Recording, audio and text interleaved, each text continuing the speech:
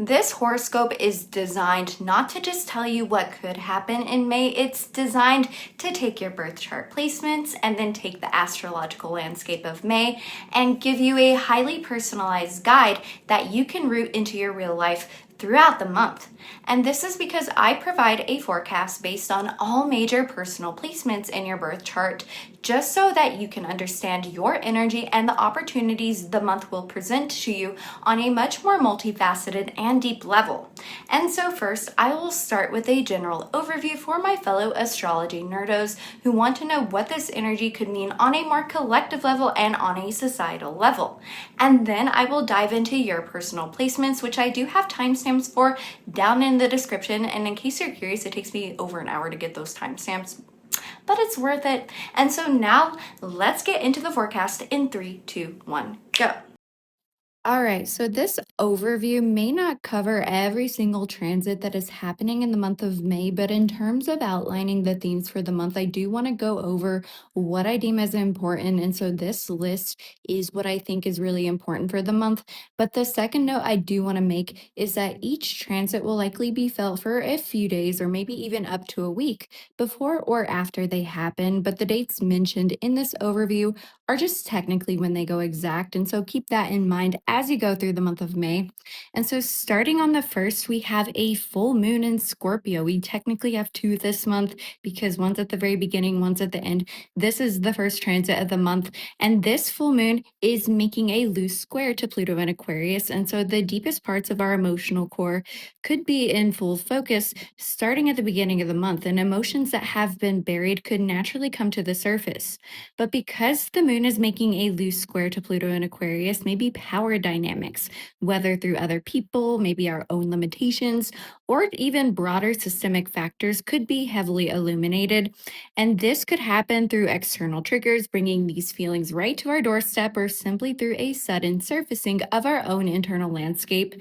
And the thing about a Scorpio moon is the absolute importance of letting yourself feel your emotions no matter how intense they get, because Scorpio kind of brings an energy that is very deep, very investigative and powerful, asking us to look at what truly makes us feel safe, or where do we kind of like feel that lack of control with our emotional well-being. And pushing these feelings away or trying to aggressively control your internal temperament at this time could just lead to added stress.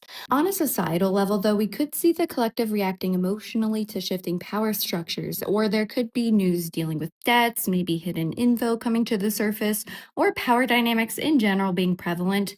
And so, personally, this is really your invitation to safely explore those deep waters of your psyche, your emotions, and release the urge to control what simply needs to be felt. That is the key. And then moving on to the second, we have Mercury entering Taurus. And as Mercury does transition into Taurus, our thoughts and mental patterns could noticeably slow down compared to the fast-paced Aries energy, and we could find our ideas focusing much more on tangible reality and security, because Taurus is very steady and methodical, and we could see discussions maybe in the news centered around money, resources, material stability, maybe even the environment. And this transit really gives us room for mentally practical decision making. It truly is an opportunity to ground those fiery ideas from the Aries stellium, you know the one I'm talking about, into reality. And you are being asked to lean into taking your time and not rushing your communications. Really take your time, even if you have a very fast Mercury sign. However, there is a warning here against mental stubbornness. And because Taurus values stability, there could be a reluctance, at least mentally, to shift your vantage point once your mind is made up. And so to manage this, allow for changes and new ideas to rootedly be integrated into your reality over time. And then moving on to the 4th, we have Mars and Aries making a square to Jupiter in Cancer. And both of these planets are going to be in signs they absolutely love being in, because Mars is in domicile in Aries and Jupiter is exalted in Cancer. And because Mars governs our drive and Aries is very forward moving, and because Jupiter rules our growth while Cancer is deeply intuitive, this square could bring a massive drive to take action on your passions in some way. And so you could experience very viscerally charged emotions, maybe regarding your instincts, your sense of purpose, or your personal growth. But it could also bring out maybe a strong sense of protectiveness, for better or for worse. But I would be careful, because it could also lead to very very impulsive decisions. And since Mars has such an easy time acting in Aries and Jupiter has a very easy time expanding feelings in Cancer, the resulting energy could be really combustible, if that makes sense. And so, if you feel fueled or charged at this time, try to root your decisions in that steady Taurus Mercury energy. It's a good time to be aware of your surroundings and evaluate what these intense feelings are trying to tell you for the long term instead of just acting on them without really thinking about them.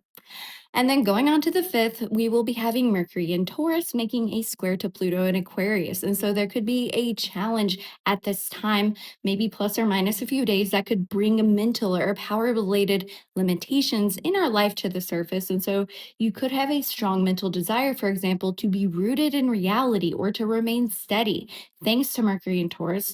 But with Pluto in Aquarius representing an ever changing world where societal structures and power dynamics are now shifting, this transit could bring your fears about those changes to light, your mental fears, especially fears surrounding what security even looks like anymore. And so, in an external sense, we could see a lot of people, whether in the news or in your real life, trying to make power plays involving their words, their communications, or even resources. And so, the best way to handle this energy is to use a steady Taurus mental energy to calmly observe the innovative shifts of Aquarius and try not to get locked into stubborn mental battles at this time. And then going on to the 6th, we have kind of a big one. It does happen every year for probably like half of the year, but it is Pluto going retrograde in Aquarius. And so the power dynamics and changing structures within maybe society, technology, and the world at large will simply be under review. That's what a retrograde means. It kind of brings things internally.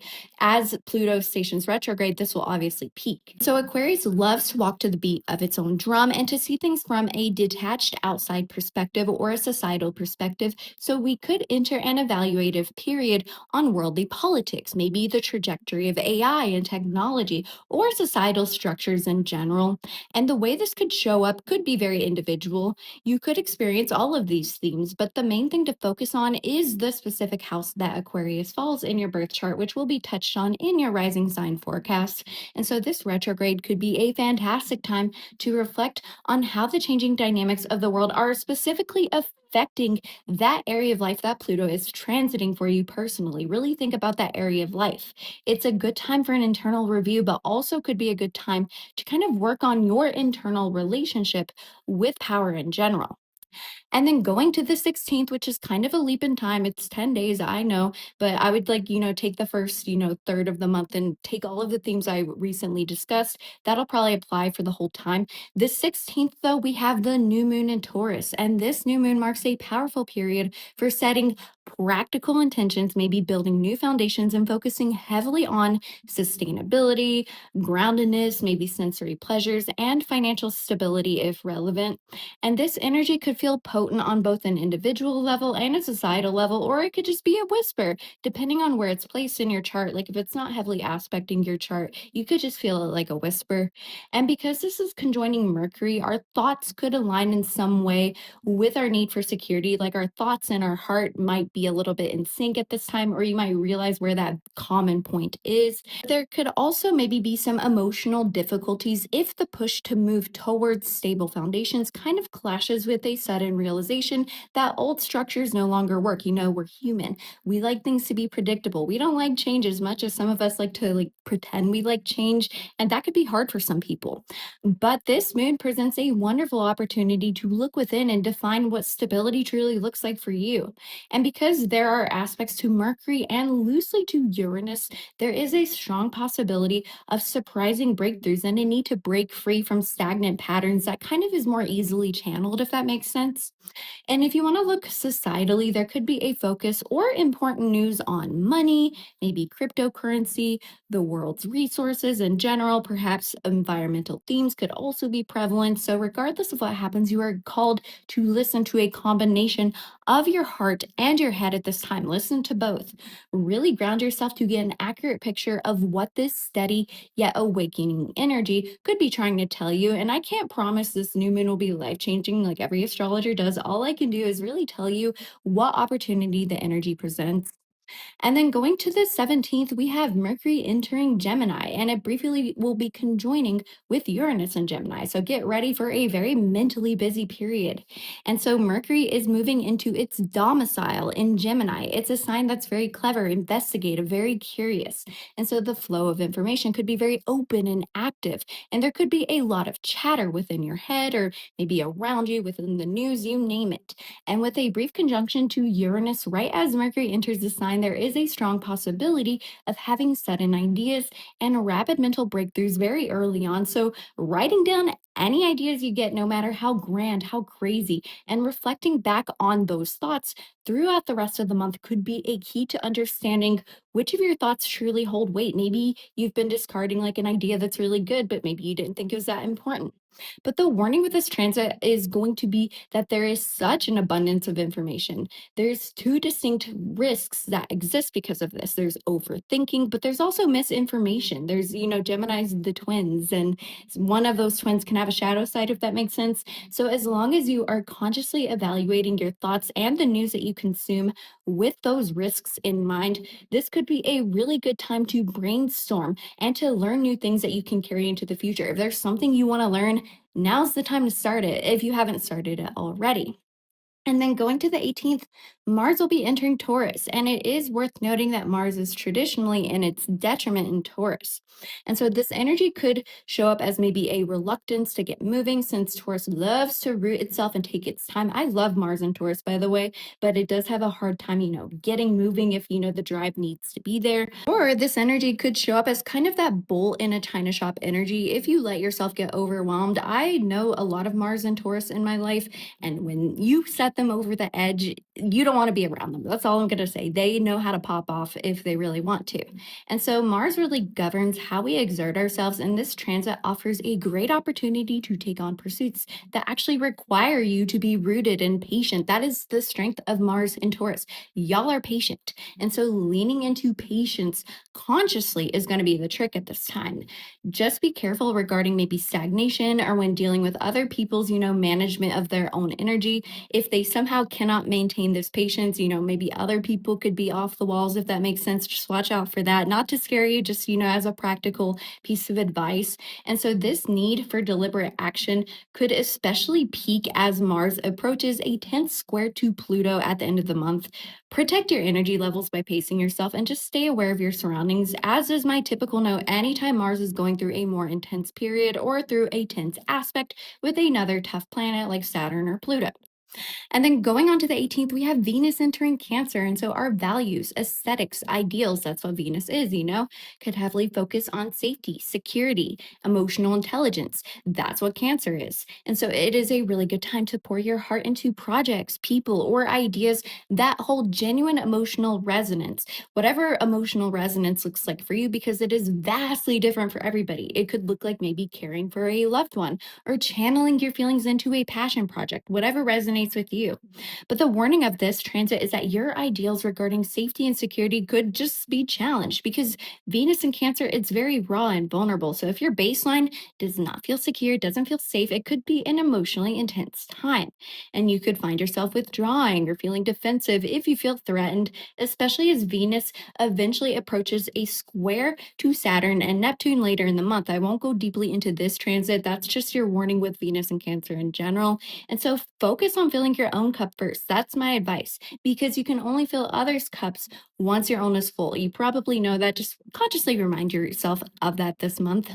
And then going on to the 20th, it's Gemini season. I love Gemini season. It is very, mentally busy. It's very, I don't know. I like mentally busy stuff. I'm a Libra, but it could be different for everybody. It is especially for no matter who you are, it is especially a time for an added focus on information. And so, unlike Mercury in Gemini, which makes information very busy, I consider the sun in Gemini as more of a flashlight on this energy, if that makes sense, because Gemini is an incredibly curious energy. And, the sun, in my opinion, is just the flashlight of the zodiac. And so the news cycles could get busier. Maybe the information exchanges in our lives could become more intense.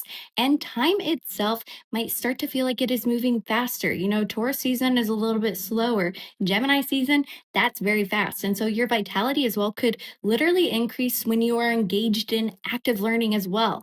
As I talked about with Mercury and Gemini, this is a great time for diverse conversations, for learning new skills, and for focusing on adopting new information, as long as you use discernment on what you adopt. So feed your mind, stay adaptable, but remember to ground your energy when the chatter gets too loud. But also, if there is a particular skill or set of knowledge that you want to learn, this is also the perfect time to do so, because the flashlight of the sun and the conjunction to Uranus, especially with that conjunction to Uranus as the sun first enters Gemini, will give such good energy to really start on a new personal endeavor, especially one that is knowledge based and that could revolutionize your life. You just got to take that opportunity yourself. It's not going to come to you, although it could for some people. But yeah, just take the action if you don't have any opportunities that come to you. And then going on to the 22nd, speaking of Sun conjoining Uranus and Gemini, let's talk about it. And so, part of why this Gemini season is so important is that it is the first conjunction to Uranus during its permanent ingress into Gemini. And so, take all of the themes that we just discussed with Sun and Gemini, but supercharge them, make them electric. Because with Uranus involved, maybe sudden news or brilliant, out of the blue ideas could just be an idea in your head. These could easily surface, and you could expect potential breaks in your routine, maybe unpredictable changes that could take place, whether more internally or externally. These changes or, shakeups could be minor, they could be major, like an event, or they could just be simple self revelations, or this could maybe just manifest as an intense desire for freedom and liberation. There's so many ways it can play out, and this transit could be felt for up to a week. And so, probably middle end of May, that's when you can expect this energy to really peak. And so this is kind of like a half month transit that I would really look forward to. It's my favorite one of the month. But the key to handling this electric current is to root yourself and really find, practical outlets for nervous system regulation so that you do not burn out, because for some it could bring in energy that's very busy and potentially overwhelming. But if you root yourself, I promise you, you'll be fine. And then on May 25th, we have Mars in Taurus squaring Pluto in Aquarius. That's what I talked about earlier. This is kind of the one where you got to watch out, because there could be maybe a deep desire for safety, security, and rootedness, either materially, mentally, emotionally. And that feels directly challenged in some way by the systemic changes happening right now. Or there could be actions taken by stubborn forces, Mars and Taurus, that could clash with these progressive systemic shifts. Maybe you'll feel a little bit defensive over your boundaries at this time, whether due to personal forces or something on a much grander level. And there could be clashes, maybe revolving around money, the economy, or perhaps the resources available in our environment. And we could see maybe stubborn factions in the world pushing ideas or actions that challenge the masses and constrict their potential. That's very vague, but you might know what I'm talking about once you see it. But personally, this is a perfect time to illuminate exactly where you do feel constricted in life. That's the strength of this transit. It will highlight where you kind of need freedom, and you can strategically plan around that. It's a great day to make grounded plans, not impulsive quantum leaps. So if you have any ideas at this time, make a plan for it and then act on it once the energy clears a little bit. And then finally, to end the month, we started the month with a full moon and we end it with a full moon, except not in Scorpio this time. It is in Sagittarius, making a trine to Saturn and Neptune and Aries. And this is the time where maybe personally a grand dream of yours could finally culminate, or it's simply maybe the realization of a vision you have could become more emotionally clear at this time, because, Sagittarius looks beyond the next horizon. It's very optimistic. So maybe your foundational beliefs or your optimism could be fully tested through this illumination, or maybe you will realize what the true nature of your beliefs looks like and how that can measure up to the current state of the world or the current state of your life, if that makes sense. And because this is making a trine to Saturn and Neptune in Aries, this is also a time where you can get very real about what actually brings you hope. Like, what makes you excited for the future? What makes you optimistic? And, or what do you love to learn about? Like, what kind of horizons do you want to reach? And you could develop a disciplined plan because of the trine to Saturn for the pursuit that focuses on maybe expanding your horizons, especially the ones you dream about. Dreams are Neptune. And this could allow you to understand exactly what needs to be crystallized to make an optimistic grand dream into a tangible reality. But the downside of this transit is that some people could, become a little bit too passionate about horizons or visions that are not actually rooted in reality. And because Sagittarius can also be associated with religious, political, or belief based events, we could see that play out on the world stage for better or for worse. I do not want to imply too much from that, but I think you can read between the lines. And so the key is to really make a note of your vision, especially, the visions that are coming up around this time, and especially dealing with the house that Sagittarius falls in your chart, and maybe start making plans towards that new horizon. But hold off, like I talked about earlier with the last aspect, hold off on taking major action until your goals and ideals are completely clear. And so that is your summary for May. If you want to figure out what it means for you more personally, go down to the timestamps, look for your placements, and let's get into the heart of it. Let's figure out what May can bring for you, what opportunities exist, and how you can best manage your energy.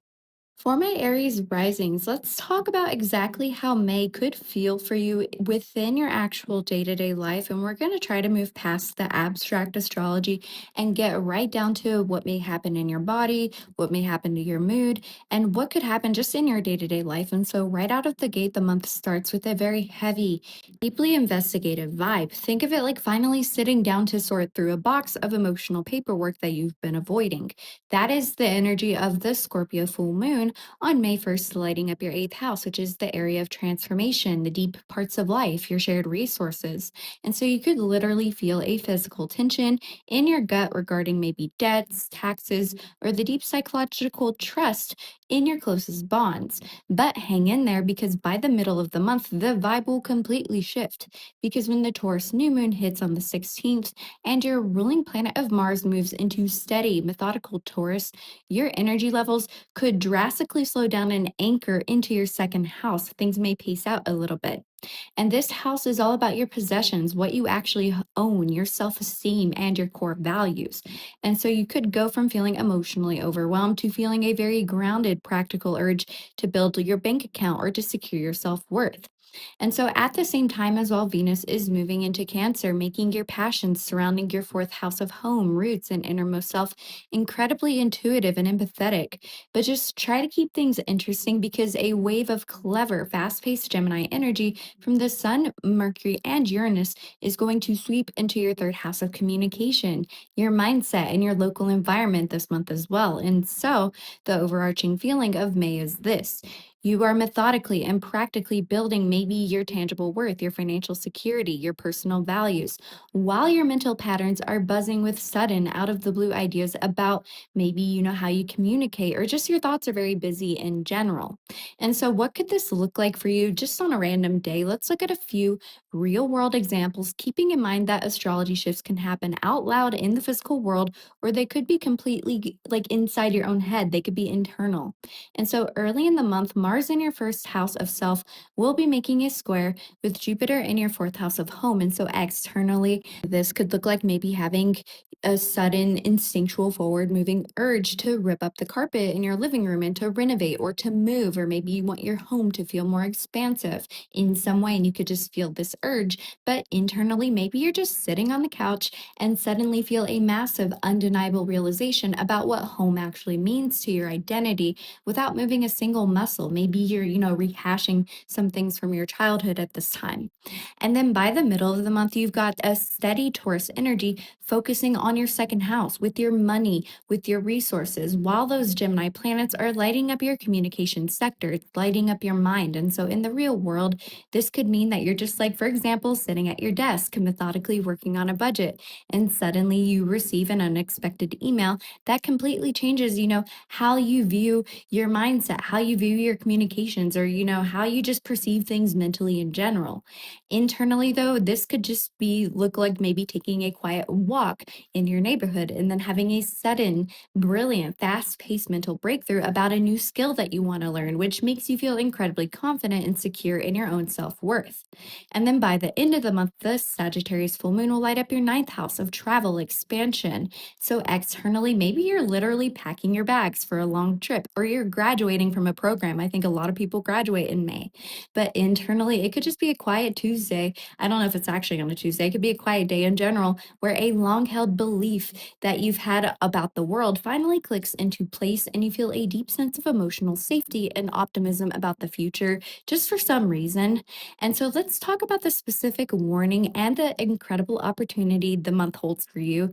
So, the big thing that you need to watch out for, especially happens around the 25th when Mars makes a square to Pluto. And the specific danger here is that you could become so hyper focused on maybe, guarding your resources, saving your money, doing things at your own comfortable pace.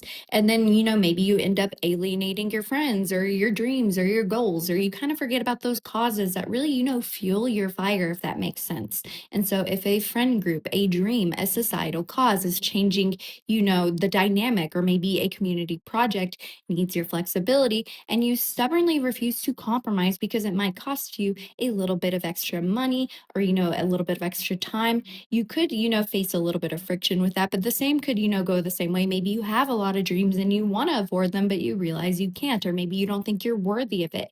And so you have to balance your budget and your self esteem and your values with the reality that your social life and your dreams require. And this will require adaptability. However, your biggest opportunity for growth this month arrives right at the end of the month with that Sagittarius full moon, which forms a beautiful supportive trine to Saturn and Neptune in your rising sign. And so this is the chance to take a massive optimistic dream that you have for your future, like traveling, writing a book, expanding your worldview, whatever it may be, and actually structure it into reality. I remember when I had a major ninth house trine, first house transit as a Leo rising, I got a full ride scholarship to university. Maybe it's just a good time where you can actually see your dreams crystallize, or you can, see the variables that can make that happen. And so by applying real discipline to your daily habits and your physical identity, you can take a lofty dream and turn it into a tangible long-term plan that actually works in your life. And that is what the month could present to you.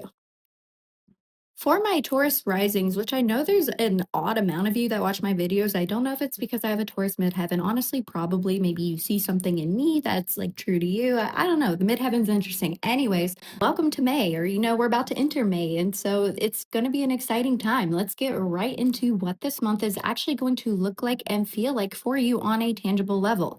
And so the month starts off with a feeling of intense pressure, specifically maybe involving the people sitting right across from you, because on the first, the Scorpio full moon brings a deeply investigative spotlight to your seventh house of partnerships and relationships. This isn't just about, who you're with and like who you're connecting to. It's about how you connect and what you see when you look into the mirror of another person.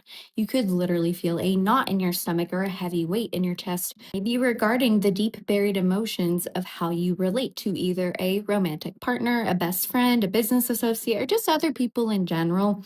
But here's the good news, because right around the middle of the month, you get a cosmic equivalent of a massive sigh of relief, because the Taurus new moon on the 16th, followed by Mars entering your sign, brings all of the focus right back into you. You might have felt a little bit drained recently because a lot of planets are going in your 12th house. This is where, that fuel might pick up a little bit. And so your first house of self and appearance is going to be lit up by a lot of planets. And so your natural state is very steady and methodical, and you are finally going to feel like you have your feet back on solid ground, which is going to be great. Maybe your physical energy levels will become highly focused on your own body, on your own pace, and on your own identity. Maybe you find that you can now be more intentional with your pace, if that makes sense. Meanwhile, we have Venus moving into Cancer, meaning your passions, maybe your aesthetics, are flooding your third house of communication, your mindset, and your local environment. And so you could find yourself speaking with incredible intuition and empathy to the people in your daily life. If you have any communications and you want it to come across right, this is the perfect time to do it. Obviously, unless it can't wait, but yeah. So life won't be entirely quiet, though. I do want to put that out there, because the Sun, Mercury, and Uranus are throwing a fast-paced, clever party in your second house. This is the zone of your possessions, what you own, your self-esteem, and your deepest values. And so the overarching vibe of your May is finding absolute grounded security in your own physical body, so that you can easily handle the sudden, brilliant, and sometimes unpredictable changes happening with your values or maybe your skills, your self esteem, or even your bank account in some cases, as well as how you value yourself in general. And so let's translate all of this that I talked about into what your daily life could actually look like throughout the month. And remember, these transits could show up as loud events with other people or, external factors, or maybe just totally private aha moments when you're alone. And so early in May, Mars will be in your 12th house of the unseen, and this will be making a square to Jupiter in your third house of mindset. And so out in the real world, this could look like maybe you're working behind the scenes on a massive writing project, a presentation, or just something that's very, personal to you. Or you could be exhausting yourself in private because you want to expand your daily communications. Maybe there's something you want to communicate and you don't know how, or maybe just your mind is very busy at this time. And so internally, without lifting a finger, you could just be lying in bed and feeling this intense forward moving drive to conquer a subconscious fear that has been limiting your everyday mindset. And then moving into the middle of the month, you have Mars grounding your physical body, while Uranus and the Sun could bring sudden sparks to your money, your values. And so externally, you could be methodically going to the gym, for example, and focusing on your health when you suddenly get an alert on your phone about an unexpected expense, or alternatively, an unexpected brilliant idea to monetize a hobby. This was obviously a very specific example, but the dynamic, just take note of the dynamic if that makes sense. But internally, you could just be going about your day, and you could, have a lightning bolt of insight that hits you regarding your own self-worth, completely changing how you value your time and your energy. And then at the end of the month, the Sagittarius full moon will highlight your eighth house of shared resources and transformation. And so externally, this could be the day that you finally pay off a credit card, for example, you finalize a loan, you sign a major contract. This is how it could play out externally, but maybe internally. It could be a deeply private emotional release where you finally let go of a fear regarding intimacy, or you see a new horizon where you can do that at the very least, allowing you to feel genuinely safe and optimistic about sharing your life with outside forces and just going with the flow or sharing it with another person. And so the biggest heads up that I can give you for May involves managing your stubbornness and your energy levels, especially around the 25th when Mars makes a square to Pluto. And the specific danger here is that you could become so attached to your personal routine and how you do things that you completely ignore maybe, what your boss or your industry or what, your public role is actually demanding you to do. And so maybe if your workplace or your, public facing goals suddenly restructure, or maybe your career requires you to step up in a totally new way and you cross your arms and refuse to budge because maybe it ruins your schedule or your morning routine, for example, you could experience maybe a massive professional friction where you don't really meet your potential. And you have to learn to hold your ground personally while remaining adaptable with how you present your ideas or your goals publicly. But the real gold this month comes from the Sagittarius full moon on the 31st, which links up with a trine to Saturn and Neptune in your 12th house. This is your major opportunity to take deeply optimistic, expansive visions that you have in terms of, shared finances, investments, intimate bonds, whatever it may be, and actually apply structure to it. It could be a good time to, take on a new healing practice. And by using disciplined patience to organize the unseen subconscious parts of your life, you can turn a hopeful dream about, what you want, your wealth, your skills, or, deep connection, and make it into a realistic, tangible reality that supports you for years to come. For my Gemini risings, let's talk about the actual tangible reality of what May could look like for you. And we're going to look at exactly how this month could feel physically in your body, how it could play out in your day to day life, you name it. And so you are going to start the month with a very heavy, deeply analytical focus, maybe on your physical health, your daily chores, your work routines, your day to day life, the mundane things, because the May 1st Scorpio full moon will shine a massive investigative emotional light on your sixth house of health and routine and your day to day life. And so you could physically feel maybe the exhaustion of a bad habit, or you could feel deeply overwhelmed by the clutter in your workspace, or maybe you don't feel feel like 100% in control of your routines, if that makes sense.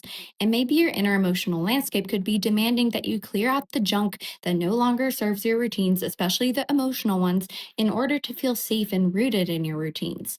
But as we get into the middle of the month, a huge energetic shift will happen that forces you to hit the brakes. Because with the Taurus new moon on the 16th and Mars entering Taurus at the same time, your energy levels are going to dive deep into the 12th house. This is the realm of the subconscious, the unseen, and your spirituality, not just the stereotype of hiding away, but the actual nuance of tending to your unseen emotional reserves. And for a sign that is naturally clever, curious, and always moving, this could feel like you are being asked to sit in a quiet waiting room. You're going to feel, a very methodical, steady urge to retreat, to rest, and process your thoughts behind closed doors. Or what I will say is every time Mars is in my 12th house, my dreams get a little bit weird. Maybe you just have a very active, dream space at this time, or your subconscious is very loud, if that makes sense. But at the same time, Venus will be moving into Cancer, pouring intuitive and empathetic energy into your second house of possessions, what you own, your self esteem, your core values. But don't worry, you're not going to be bored for too long. It's not going to just be, about, your money and your subconscious, and you're going to be withdrawn because the Sun and Mercury and Uranus are having a party in your own sign, in your first house of self and appearance at the same time. It's a very complex time for you. And so the true vibe of May is this. Maybe you're deliberately and methodically resting your physical body and untangling your subconscious behind the scenes. Maybe your dreams are a bit weird, while you're simultaneously experiencing brilliant, electric, and sudden awakenings of your actual identity, who you are, who you want to be, how you want to present. And so let's break down how this could look when you're just living your day to day life this month. Keep in mind, these events could be super obvious. They could play out very loudly, depending on how they sit in your chart, or they could be very invisible or happen very deeply, very internally. And so in early May, Mars in your 11th house of community could be clashing with Jupiter in your second house of possession, self esteem, and core values. I don't know why I said could. It actually is because it's making a square. And so, out in the real world, very externally, this could look like maybe you feeling an instinctual, forward moving urge to maybe overexert yourself, or maybe you spend way too much of your own money to fund a group event or social gathering or your dreams, which directly clashes with your need to protect and expand your bank account. But this could, go both ways. Maybe there are dreams that you want to achieve. Maybe there are things that you want to, go towards when it comes to society, but you find that you need to build on your skills or your bank account to do so. But on the inside, without spending a dime, you could simply feel this massive instinctual drive to assert your place, either within a friend group or within society, maybe leading to a major private breakthrough about how your societal connections or how your dreams are actually impacting your deep seated self worth and what you truly value. Maybe there's something about what you want to achieve or how you want to fit in that you're not reaching, and that could be impacting your self esteem more than you realize. By the middle of the month, your physical energy is resting in Taurus, but your identity is being electrified by Gemini. And so externally, this could mean you are spending a quiet weekend, for example, alone at home, and out of nowhere, you just decide to chop off your hair, completely change your wardrobe, or launch a brand new personal project online that shocks everybody. But internally, it could just be a sudden, brilliant realization about who you truly are and what you want to project to the world, filling you with a buzzing curiosity while you sit quietly on your couch. And this could be something that you could act on, especially as we approach the end of the month. And then to wrap up the month, the Sagittarius full moon will be landing in your seventh house of partnerships. And so externally, this could be the day maybe a relationship becomes official, maybe a business contract is signed, or a long-standing issue with a partner, whether romantic, platonic, you name it, finally reaches a loud, optimistic conclusion. But internally, you could just wake up and realize exactly what foundational beliefs you need in a partner or you need in connection in order to feel emotionally safe. And you could change your whole approach to how you connect with people in general. And so your major warning for May is to avoid pushing yourself to the point of, short circuiting. Your nervous system could be very wired at this time, especially with a lot of activity in your 12th house, your first house, your second house. They're very intimate to you.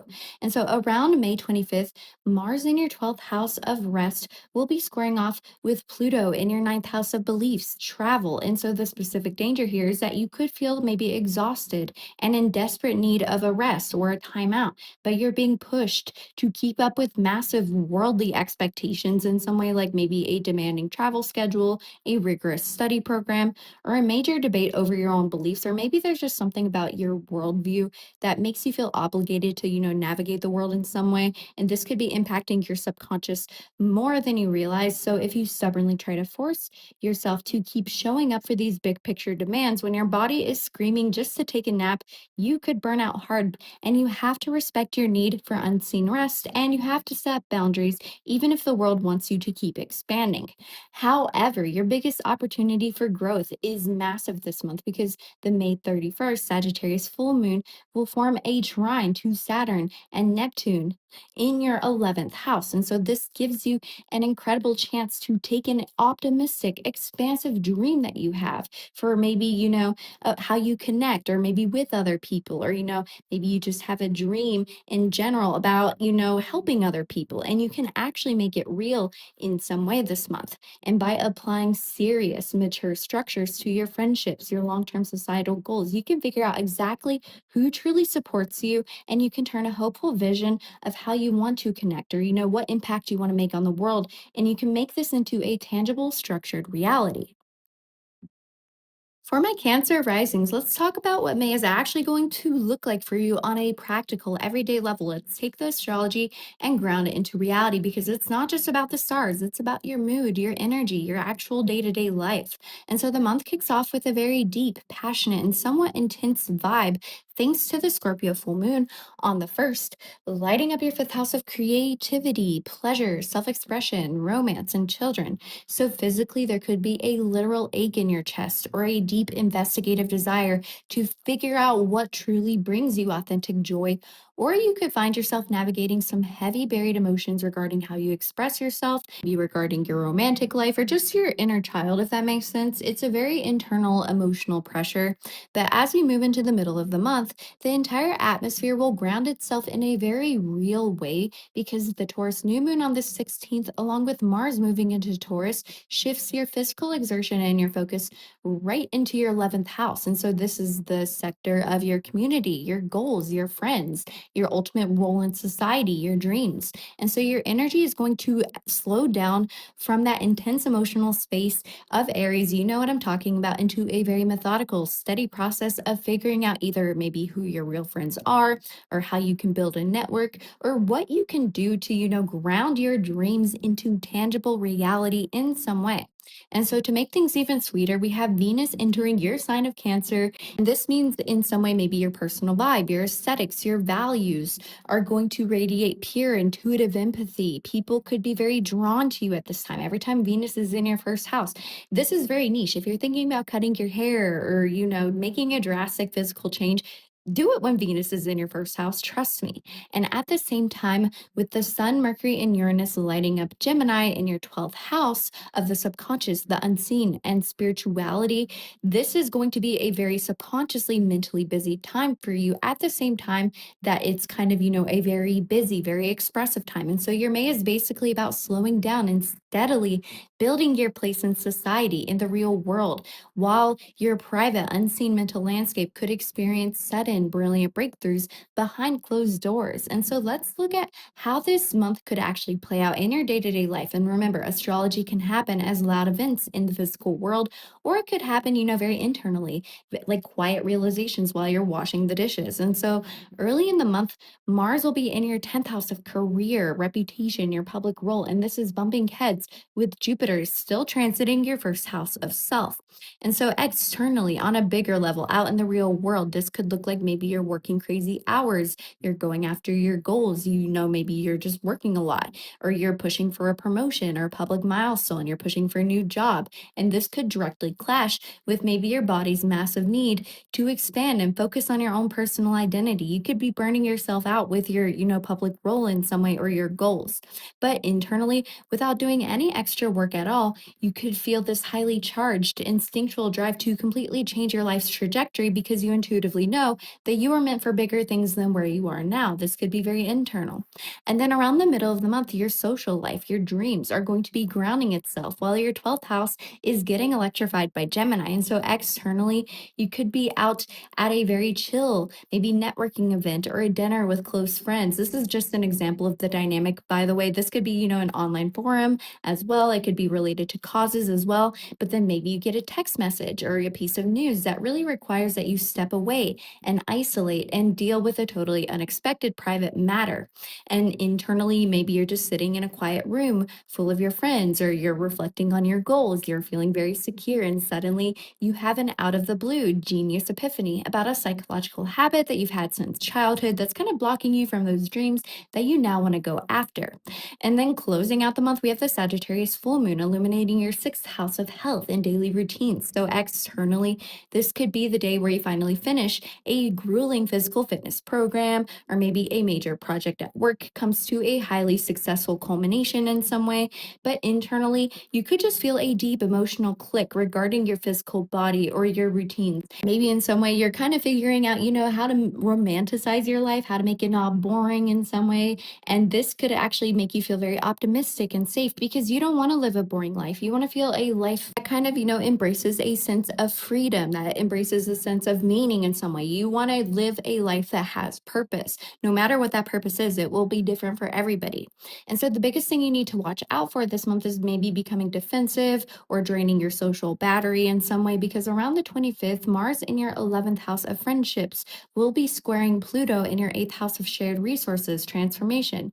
And so the trap here is that you could try so hard to keep your friend group or a dream or your role in society very stable and predictable, and you end up maybe ignoring massive necessary changes happening in your private life. Maybe, like shared finances, a tax situation, a deep trust issue, or just psychological vulnerability, if that makes sense. And so if you try to distract yourself, with your friends or your dreams, while, the deepest parts of your psyche are undergoing a complete overhaul, you could be depleted. You have to face those private, uncomfortable changes without you maybe using, an external front or your goals as a shield to kind of distract you from a core issue that actually matters. However, your opportunity is for real, tangible growth, because the May 31st Sagittarius full moon will make a trine with Saturn and Neptune in your 10th house. This is your chance to take a wildly optimistic, grand vision that you have for your day to day life, your routines, your work, and to make it a reality. If there's a big goal you want to go after, now's the time that you can kind of, think about what that will look like and really, crystallize it. And by applying serious discipline structure to your ambitions in some way, you can build a daily routine that not only supports your physical body, but also slowly and steadily builds the life that you've been dreaming of for such a long time. And I know this sounds like a big and grand reading, but it is ultimately up to you to curate and build what this will look like at the end of the day. Leo risings, let's get into the tangible real life expectations for your May. And so we are going to look at exactly how this month is going to feel in your body, how it will play out in your day to day routines, not just, the jargon of astrology. And I'm going to say, oh, in this house, this is happening, in this house, this is happening. I want to try to root it in your real life. And so you are starting this month dealing with maybe some heavy, deep seated feelings right at the base of your life, because on the first, a Scorpio full moon, which by the way is squaring my ascendant. So yay me, because I'm also a Leo rising. Point is, yeah, it's going to be okay, but it's going to shine a deeply investigative emotional light on your fourth house of home roots and your innermost self. And so you could literally feel a physical heaviness or tension, maybe in your living space, or somehow with the core of who you are and what kind of shaped you to be who you are today. And it's a time where maybe buried emotions regarding your family, your childhood, or your sense of private safety will demand to be felt and processed. And Leo risings, we do not have an easy childhood in some way, but it's about alchemizing it and building something tangible with that, because we do have a Taurus 10th house, luckily. But then as we cross into the middle of the month, the entire vibe will shift from your private life to a more public one, and it grounds itself in such a major way because the Taurus new moon on the 16th, paired with Mars entering Taurus, could put a massive spotlight on your 10th house of career, public image, your role to the public eye, your leadership, ambitions. months. And so your physical energy levels and your drive are going to become very steady, very methodical, very results oriented. And you're going to stop rushing when it comes to your goals or your public, duties, if that makes sense. And you could start slowly, deliberately building your professional reputation to kind of fit what serves you. Or you can figure out maybe how you want to do that, even if you don't start it on this day. And then at the same time, Venus moves into Cancer in your 12th house, the realm of subconscious, the unseen, and spirituality. And this kind of makes your values surrounding the hidden, quiet parts of your life very intuitive, very empathetic. You'll value your own private downtime more than ever. Maybe if you've been having weird dreams, they'll get a little bit more pleasant, which is good news. Or maybe if you don't dream, you'll just get better sleep.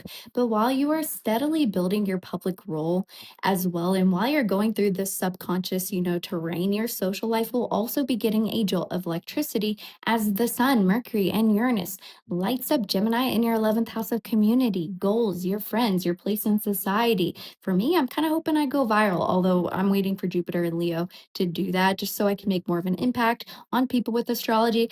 Point is, the overarching feeling of May is this. Maybe you're methodically and practically constructing what you want your career, your leadership, your public legacy to look like, while your friend groups or your long term societal goals are experiencing a lot of totally unpredictable changes that will support and shift you on a new level, especially as we approach the summer when Jupiter enters our first house, which is very exciting. And so, how could this energy of this month, how could it show up on a random day? Let's look at a few examples, remembering that these cosmic shifts could be loud physical events or completely silent internal light bulbs going off. It doesn't have to be this big grand thing. It could just be, from within.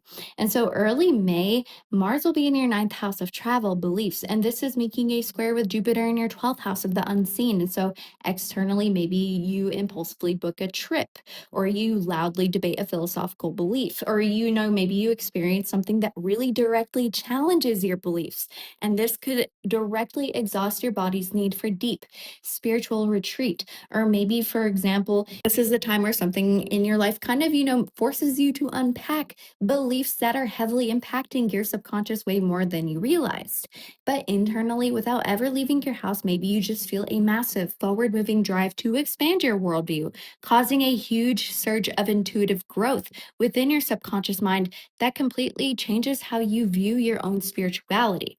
And then around mid month, you have Mars grounding in your 10th house in Taurus, while Gemini is electrifying your 11th house. So, in the real world, this could look like maybe you're working diligently and methodically at your desk. This is just an example. Take the dynamic as it is, and this can apply in multiple settings. And maybe you get a suddenly unexpected, out of the blue invitation for a completely new group of friends, or maybe you get a new cause that pops up on your news feed or on your TikTok or on your YouTube, and this completely changes your plans because you want to go after that in some way.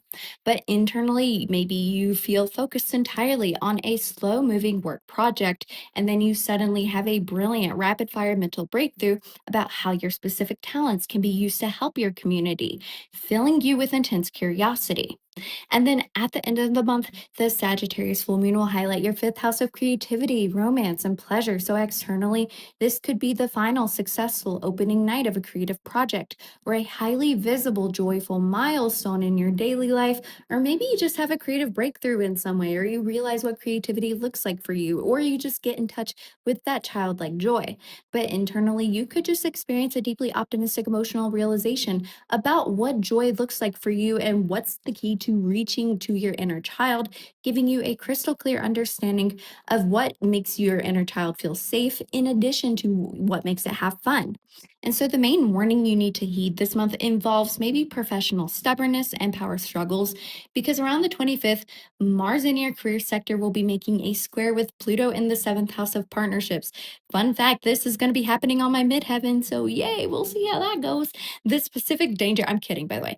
Well, it's actually happening, but I'm kidding about being scared about it. But the specific danger or the warning here is that you could be so focused on doing things your own way, maybe moving at your own pace to protect your reputation, and maybe you completely dismiss what business partners or spouse are asking of you. Maybe you just get, a flux of work. Maybe a lot of people are going to be demanding of you at this time, which could either pull you away from your public role, or maybe it's within your job that this is happening.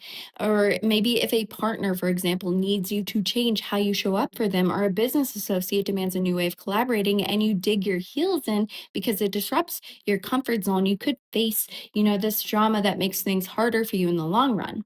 But you have to learn to be steady with your work without being immovable in your relationships. And your opportunity for the month is so powerful because with the Sagittarius full moon forming a trine to Saturn and Neptune in your ninth house, this is your month long chance to take a grand, optimistic, highly creative vision that you have, maybe for what you create, your art, your romance, your children, your inner child, and to actually build a framework for it that you adopt within your beliefs. Or maybe there's something about your beliefs that feeds into this joy.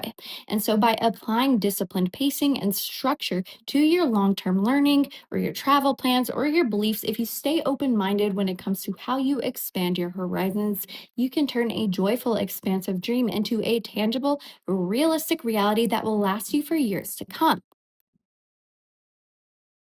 For my Virgo risings, let's talk about the actual tangible reality of how May may look for you. We're going to strip away the complex jargon and talk about how this month will actually feel in your body within your day to day life, because that's probably why you're here, right?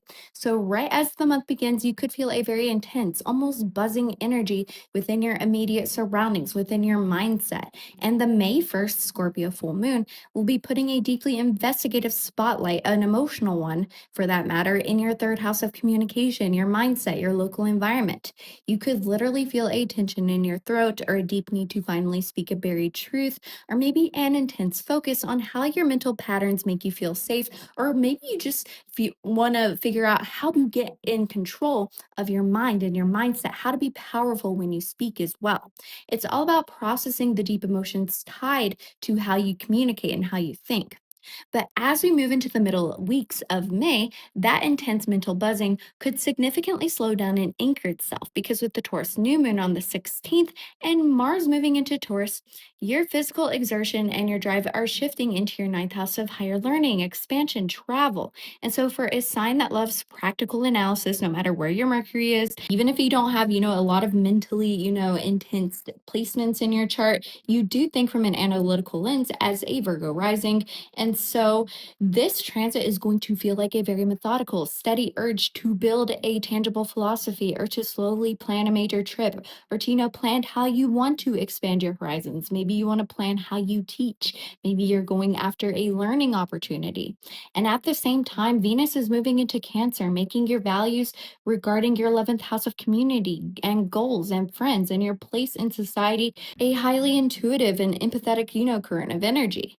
And while your big picture beliefs are slowly grounding, your career will be hit with a lightning bolt. There's a lot of energy in the top part of your chart. And so it is going to be kind of about your role in the outside world that is going to be focused on this month.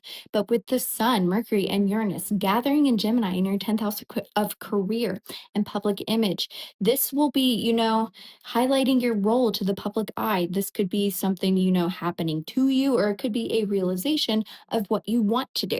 And so the overarching vibe of May is this. Maybe you're deliberately and methodically pacing your evolving worldview, your travels, while simultaneously navigating brilliant, sudden, and completely unpredictable changes within your career and how the public sees you. It's a very busy time. And so let's translate this into what this could actually look like in your day to day life. And remember, transits could manifest as loud external events, depending on how it's contacted in your chart, or maybe these could play out as totally silent internal shifts in your perspective. And so early in May, with Mars in your eighth house of shared resources, the deepest parts of your psyche, making a square to Jupiter in your 11th house of community in the real world, very externally. If you're looking from an outside perspective, this could look like maybe you taking a massive forward moving action to pay off a debt or handle a tax issue or to, heal a wound. Maybe you're going to therapy, which could drain the resources that you want to use to, work towards your dreams or to hang out with friends or to establish your role in society. Or maybe the reverse. Maybe there's something about your debts or, maybe the deep psychological parts of yourself yourself that feels like it's pulling you away from going after your dreams. But internally, without any money exchanging hands or without, any, actual literal things happening, maybe you just feel an intense instinctual drive to transform your deepest emotional bonds, suddenly realizing that people you surround yourself with, or, dynamics or energies you surround yourself with, are deeply impacting your sense of psychological safety. And then around the middle of the month, your big picture beliefs are going to be grounded in Taurus while your career is electrified by the Gemini transits. And so externally, you could be methodically studying for a certification or planning a trip, for example, or, doing your schooling when you suddenly receive an out of the blue email offering you a completely unexpected, clever new role at work. This could also be, maybe there's a lot of things that are happening at work while also your beliefs around, who you want to be and, what shapes your worldview are shifting at the same time because of the changes happening at your work. But internally, you could just be sitting quietly, feeling very secure in your beliefs when a sudden brilliant idea regarding your professional trajectory flashes into your mind, completely changing your career goals in an instant. And then at the end of the month, the Sagittarius full moon illuminates your fourth house of home and roots.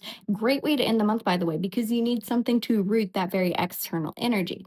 And so externally, this full moon could manifest as the final day of a home renovation.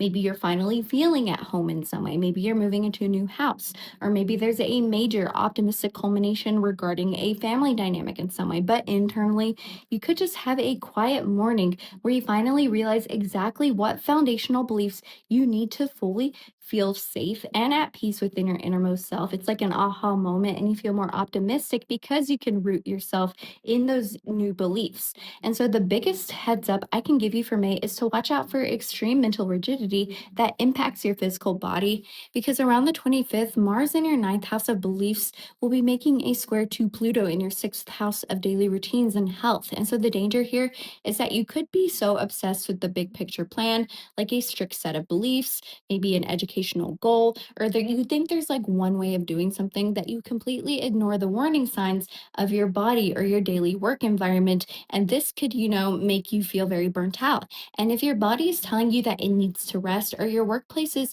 completely falling apart and you refuse to adapt because you are stuck on this one specific philosophical idea or a travel itinerary, whatever it may be, you are going to physically burn yourself out, and you have to allow your daily reality to inform and change your big plans.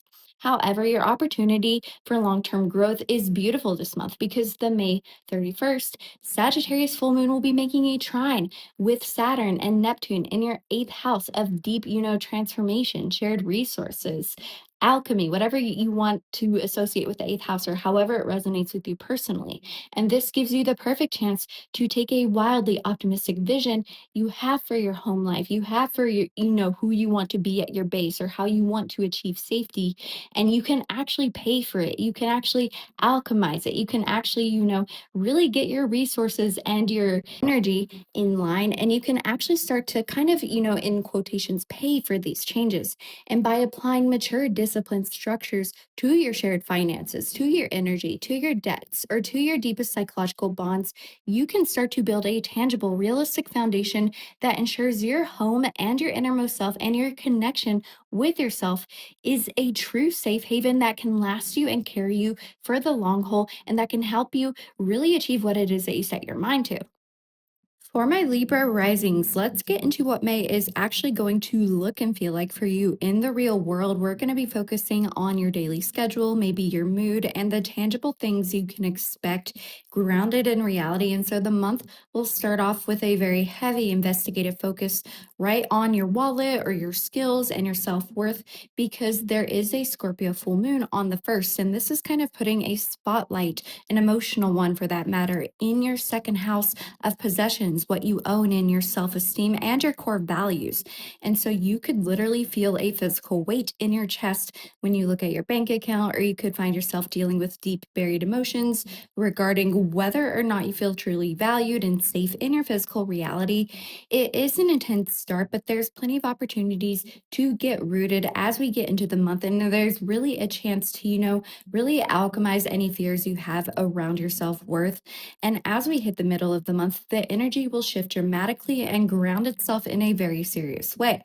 because the Taurus new moon on the 16th, paired with Mars moving into Taurus, pulls your physical energy and your drive right into the eighth house of transformation, the deep parts of life, and your shared resources. And so the intense energy from the heavy Mars ruled transits, especially at the beginning of the month with Aries and Scorpio action, starts to slow down a little bit, and you could begin to feel a very methodical, steady, and practical urge to maybe handle your relationships with outside resources, or you could feel tied to occult practices at this time. You could be grounding yourself in those. You could be paying off some debts, or you could slowly build deep and true intimacy at this time. And at the same time, Venus will be entering Cancer, meaning your values regarding your 10th house of career, public image, and your role to the public eye, your relationship to leadership, will become very empathetic, very intuitive, and it is a great time to make leaps in your public role if you are looking to do that, because anytime Venus is in a house, you kind of have, some added luck, not like the Jupiter luck, but things are more pleasing in that area. But while you are moving slowly and deliberately with your shared resources, your big picture worldview will be getting a shock of electricity, because the Sun, Mercury, and Uranus are gathering into Gemini in your ninth house of higher learning, expansion, and travel, especially as we go to the end of the month. And so the overarching vibe of May is this: maybe you're methodically and practically securing your deepest financial or emotional bonds or dynamics, precisely so that you can handle maybe sudden, brilliant, and totally unexpected changes happening to your life philosophies and how you expand your horizons.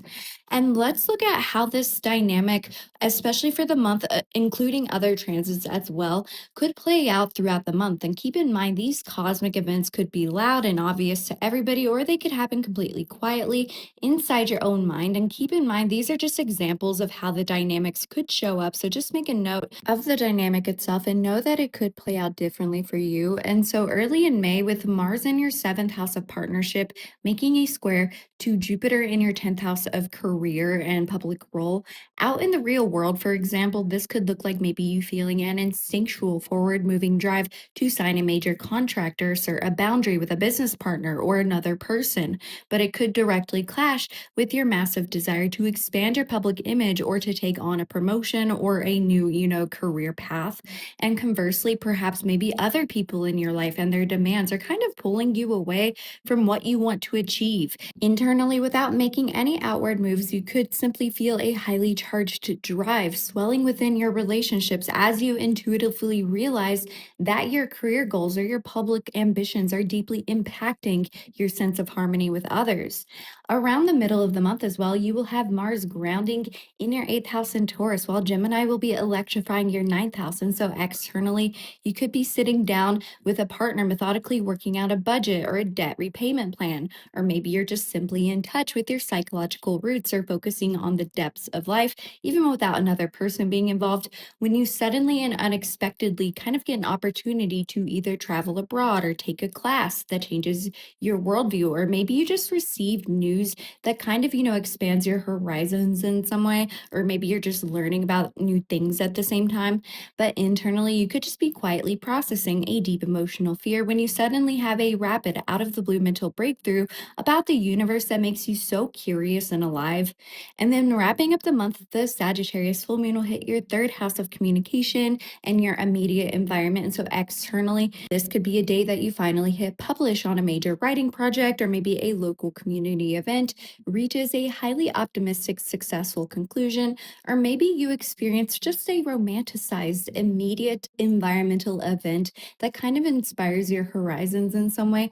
But internally, maybe you just experience a deep emotional realization about your own mental patterns, and you could gain clarity on how the way you speak to yourself directly creates a sense of daily safety. And so your warning for May revolves around maybe being stubborn with your eighth house themes and ignoring your need for joy, because around the 25th, with Mars in your eighth house of shared resources, squaring with Pluto in your fifth house of creativity and pleasure, the trap here is that you could become so focused on maybe saving every penny or paying down a debt, or maybe you're just trying to, control your material or emotional resources in some way that completely squeezes the joy out of your life. And so, if a creative passion, for example, needs a little funding, or your child or your inner child needs your energy, or maybe a romance requires, some spunk, and you kind of dig your heels and you refuse to, alter how you manage your energy, you are going to cause maybe a massive relational friction or maybe just like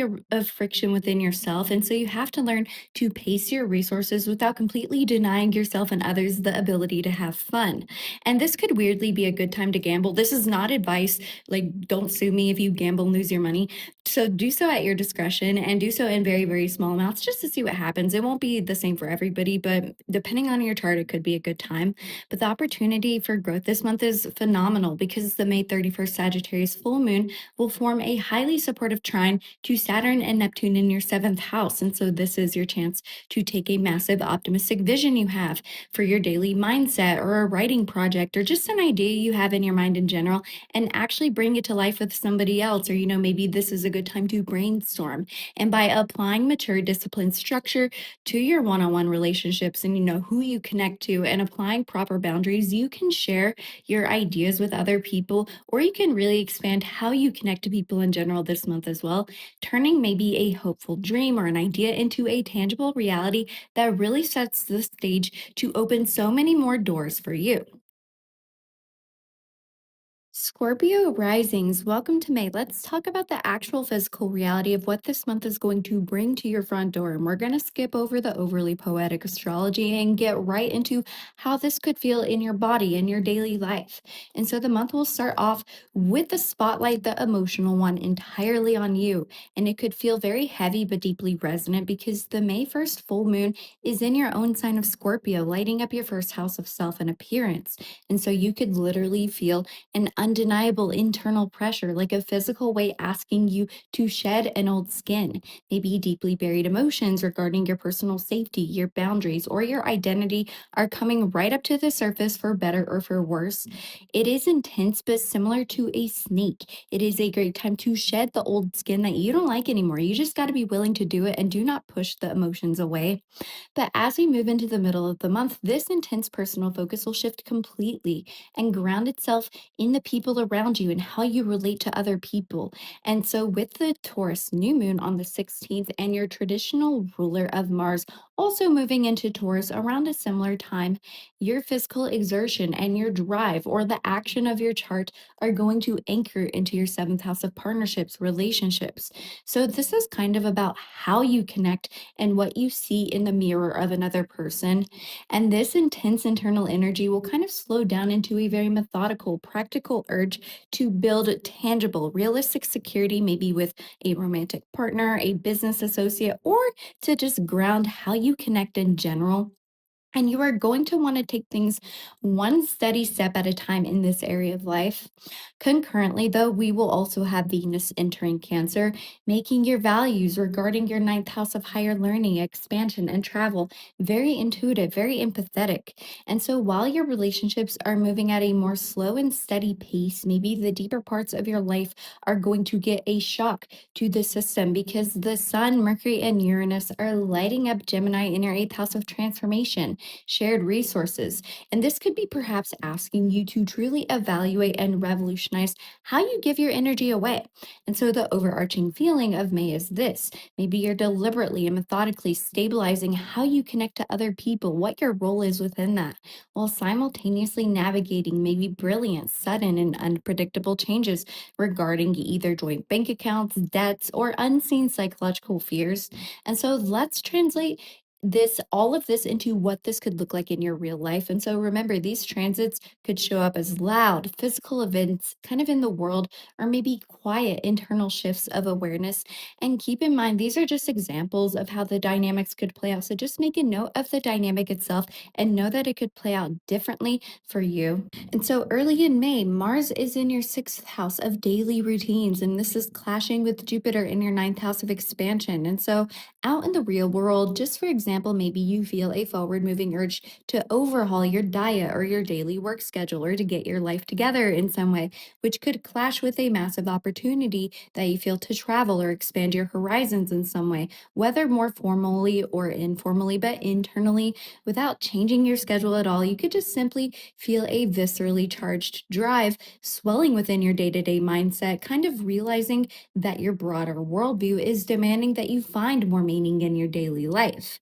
And then around the middle of the month, maybe the way that you connect with other people, whether platonic or romantic, is a bit more grounded in Taurus, while Gemini will be electrifying your eighth house. And so externally, you could be methodically planning how you want to approach dating or closest friendships or where your boundaries are. When you suddenly maybe receive highly unexpected news regarding a tax return, an inheritance, or maybe just news that kind of, really hits a nerve with your deep psychology or how you approach intimacy.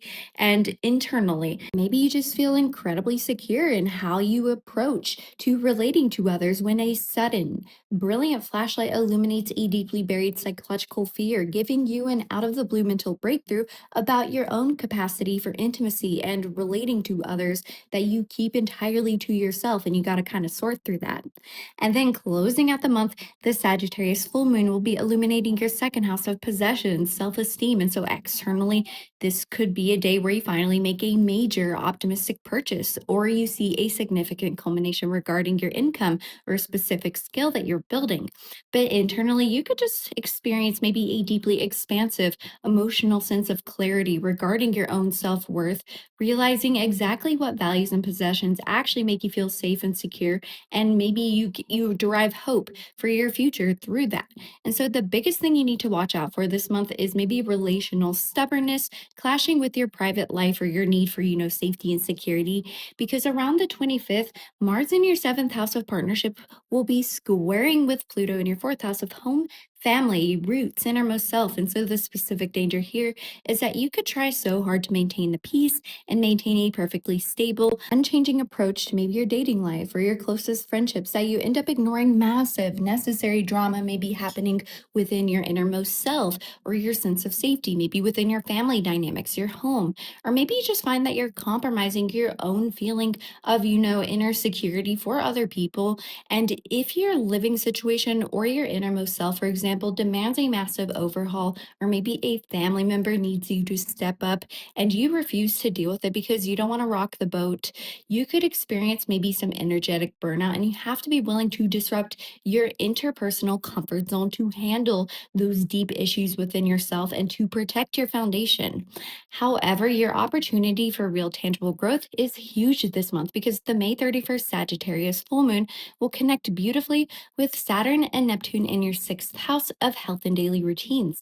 So, this is your chance to take a massive, optimistic vision that you have maybe regarding your work, your wealth, your self esteem, your skills, your career path, and to actually put in the work or at least make the plan to, building it. And by applying serious discipline structured to your day to day work habits and your physical health, you could turn a grand dream about financial freedom into a realistic step by step reality that truly supports your life, or you could at least take the first steps to doing so.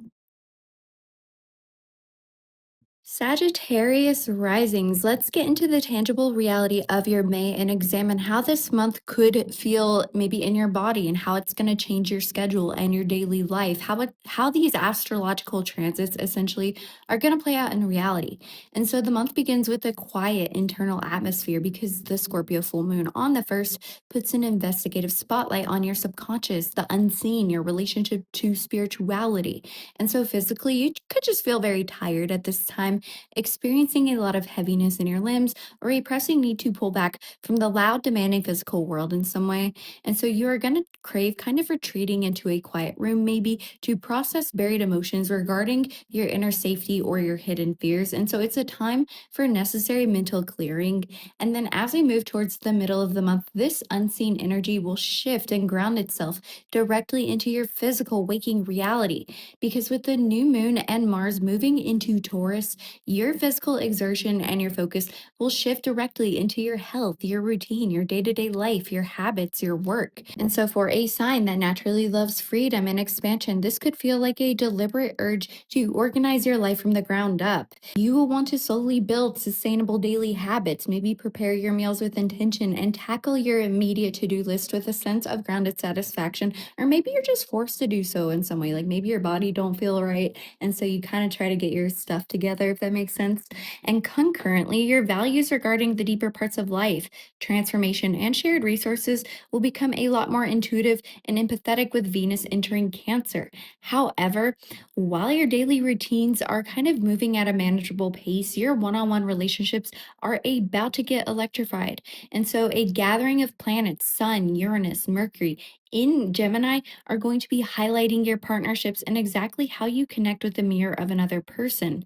And so the overarching feeling of May is this: maybe you're methodically pacing your physical energy and organizing your daily life precisely so that you do have the stable foundation required to handle sudden and unpredictable conversations happening within your one on one relationships, or maybe just so that you can better connect to people in general. And so let's look at how these transits could play out on an average day. And keep in mind, these events could be loud external situations or they could play out more internally. And the energy always flows in both directions. And so early in May, with Mars in your fifth house of creativity, making a square with Jupiter in your eighth house of shared resources out in the real world, in the external world, this could look like, just for an example, like an impulsive drive to spend maybe energy and money on a passionate romance or a creative project, which directly disrupts your ability to meaningfully manage maybe, your deep psychology or your investments or a joint debt. Maybe you're spending a lot of money on a credit card, for example. But conversely, the demands of maybe a joint financial situation or maybe the way you give away your energy could restrict your ability to freely express your joy and creativity, or maybe it's a fear doing so. And so internally, maybe without spending a dime, you could feel a charged energy building within your creative spirit, maybe intuitively realizing that your need for psychological transformation is demanding to be expressed in some way.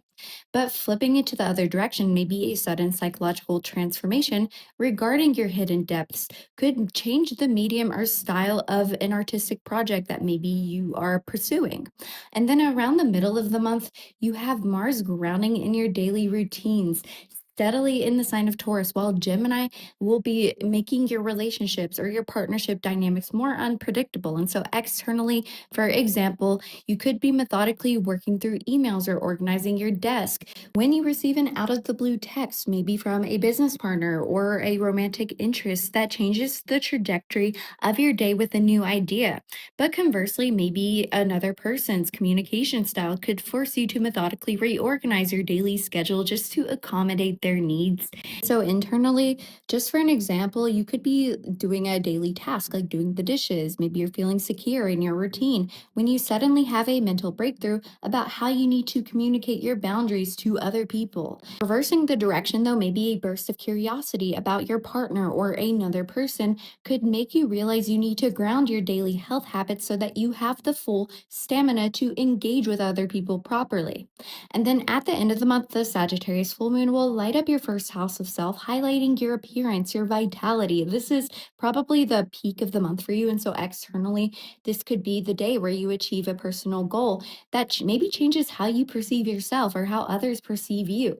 Or conversely, maybe a required change in your physical presentation or your identity could open the door to achieving a brand new goal. And so internally, maybe you experience an optimistic emotional realization about who you are that gives you clarity, that makes you realize where you want to go in the future and how you can expand your horizons. But looking at the other direction, maybe gaining clarity on your identity might be the exact medicine that allows for your physical body and your optimism to kind of, surge back within you. And so the major friction point for you this month involves being too rigid within your schedule or snapping when the environment shifts. And so around late May, with Mars in your sixth house of daily routines, clashing with Pluto in your third house of mindset and local environment, the trap here is that you could become so rigid or obsessed with your daily schedule, your chores, or your work tasks that you lose your emotional balance when something unexpected happens, like if your car breaks down, your phone dies, or a neighbor needs help, or maybe your thoughts are just busy and you refuse to adapt because your perfectly planned to-do list is kind of, challenged. You could cause some friction or alienate those around you or burn your mind out trying to control what is not controllable. And you have to learn to be organized while still leaving breathing room for life's inevitable unavoidable detours. However, the biggest opportunity for you is it's very stabilizing. It's very promising because at the end of the month, the full moon in your sign will form a trine with Saturn and Neptune in your fifth house of creativity and pleasure. So, this is your chance to take an optimistic vision you have for your own identity or who you want to be and to actually make it real and to, go after what brings you joy. But go after maybe a creative project if that resonates with you.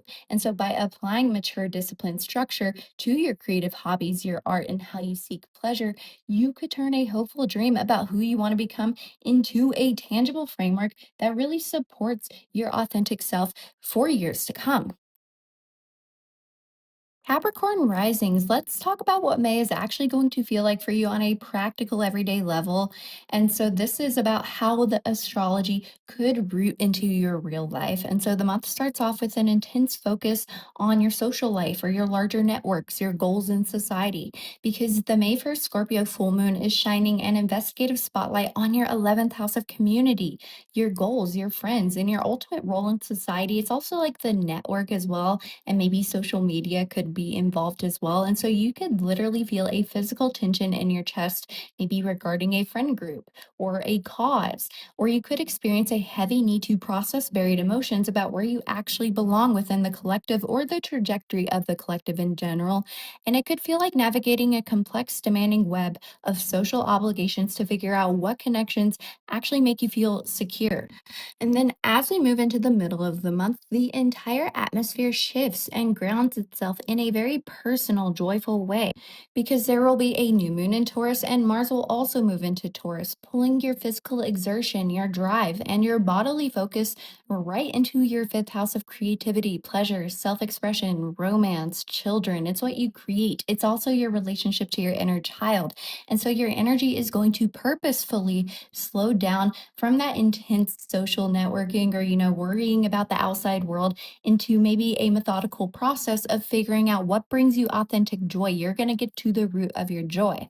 And so, for a sign that inherently loves to move towards concrete results, this is a mandate to slowly and deliberately build a foundation for your hobbies and your happiness without rushing into the process. Concurrently, Venus will be entering Cancer, making your values regarding your seventh house of partnerships and relationships very intuitive, very empathetic. You'll care emotionally about how you connect and what you see in the mirror of other people. It's also a good time to start dating if that's not something that you do, or to revitalize an already existing relationship, especially with the fifth house action happening. But then while you're methodically focusing on building your joy, your day to day life and your health routines and your work are also going to get a jolt of electricity because the Sun, Mercury, and Uranus are lighting up in Gemini in your sixth house of health and routine. And so the overarching vibe of May is this: maybe you're deliberately pacing your creative pursuits and your self expression. You're trying to figure out, what your role is and what brings you joy while you're simultaneously navigating rapid and unpredictable changes in your daily work schedule, your bodily systems. You're really trying to get your stuff together this month if you lean into the energy.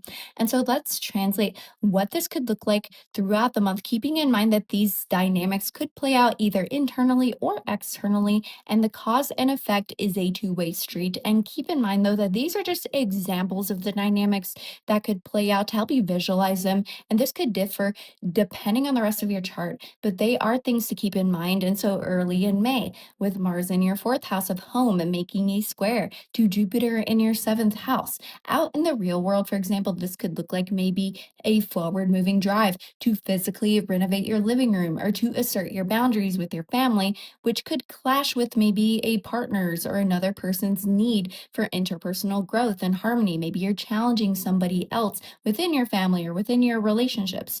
Or conversely, maybe a partner's or, someone that you relate to or a connection or a friend's desire to expand the relationship could disrupt your ability to secure your private physical home environment, or maybe it challenges your safety. And so internally, without moving a single piece of furniture or, talking about external factors, maybe you feel a drive to build within your innermost self as you intuitively realize that your private foundation is deeply affecting your ability to connect with people one on one. But if you flip the script, maybe there's a realization about how you connect with others that could force a foundational shift in your innermost sense of security. And then around the middle of the month, your focus on joy and creativity is steadily grounded in Taurus, while your daily routines are electrified by Gemini. So externally, you could be methodically and patiently working on a personal project like an art project, or enjoying a date when you receive an unexpected alert from work that changes your schedule for the week. Or going the other direction, maybe an unpredictable change in your daily health or work routines could be the exact catalyst that kind of forces you to methodically carve out time for a grounding creative hobby. Internally, though, maybe you're focused entirely on a romance or what brings you joy when you suddenly have a mental breakthrough about how to maybe shift your day to day life to free up more time to do what brings you joy. But reversing the flow may be a burst of nervous mental energy regarding your health or your routines could drive you to seek out calming creative outlets to self soothe. And then wrapping out the month, the Sagittarius full moon will hit your 12th house of the subconscious and the unseen. So, externally, this could be the day that you finally emerge from a long period of isolation to share something with the world, or conversely, maybe an external event could force you to withdraw into isolation or to protect your energy. Or internally, maybe you just experience optimistic kind of emotional clarity regarding your spiritual health, realizing exactly what hidden beliefs bring you a true sense of inner safety. Or in reverse, maybe you finally feel a true sense of inner safety that could spontaneously generate a wave of optimism regarding, your connection to the unseen or your spiritual beliefs. And so the biggest heads up I can give you for May involves financial or material stubbornness ruining your ability to enjoy your life, because around late May, with Mars in your fifth house of pleasure, squaring with Pluto in your second house of possession, self esteem, and values, the specific danger here is that you could get so caught up in maybe pursuing a specific hobby, a romance, or a creative project that you ignore the reality of your tangible resources that you actually have, whether that relates to time, money, physical energy, or the skills you have.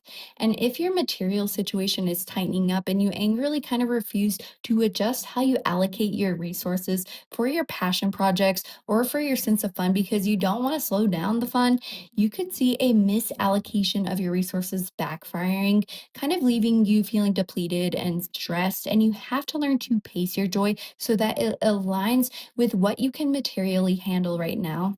However, your opportunity is for true long term development, because at the end of the month, the Sagittarius full moon will form a trine to Saturn and Neptune in your fourth house. And this is your chance to take an optimistic vision you have for your spiritual well being or your unconscious, demons almost, and actually anchor it into your physical reality. Figure out what makes you feel safe. And by applying mature discipline structure to your private living space, your daily domestic habits, your family boundaries, and your innermost self, you could turn a hopeful dream of inner peace into a tangible sanctuary in your own home that supports you for years to come.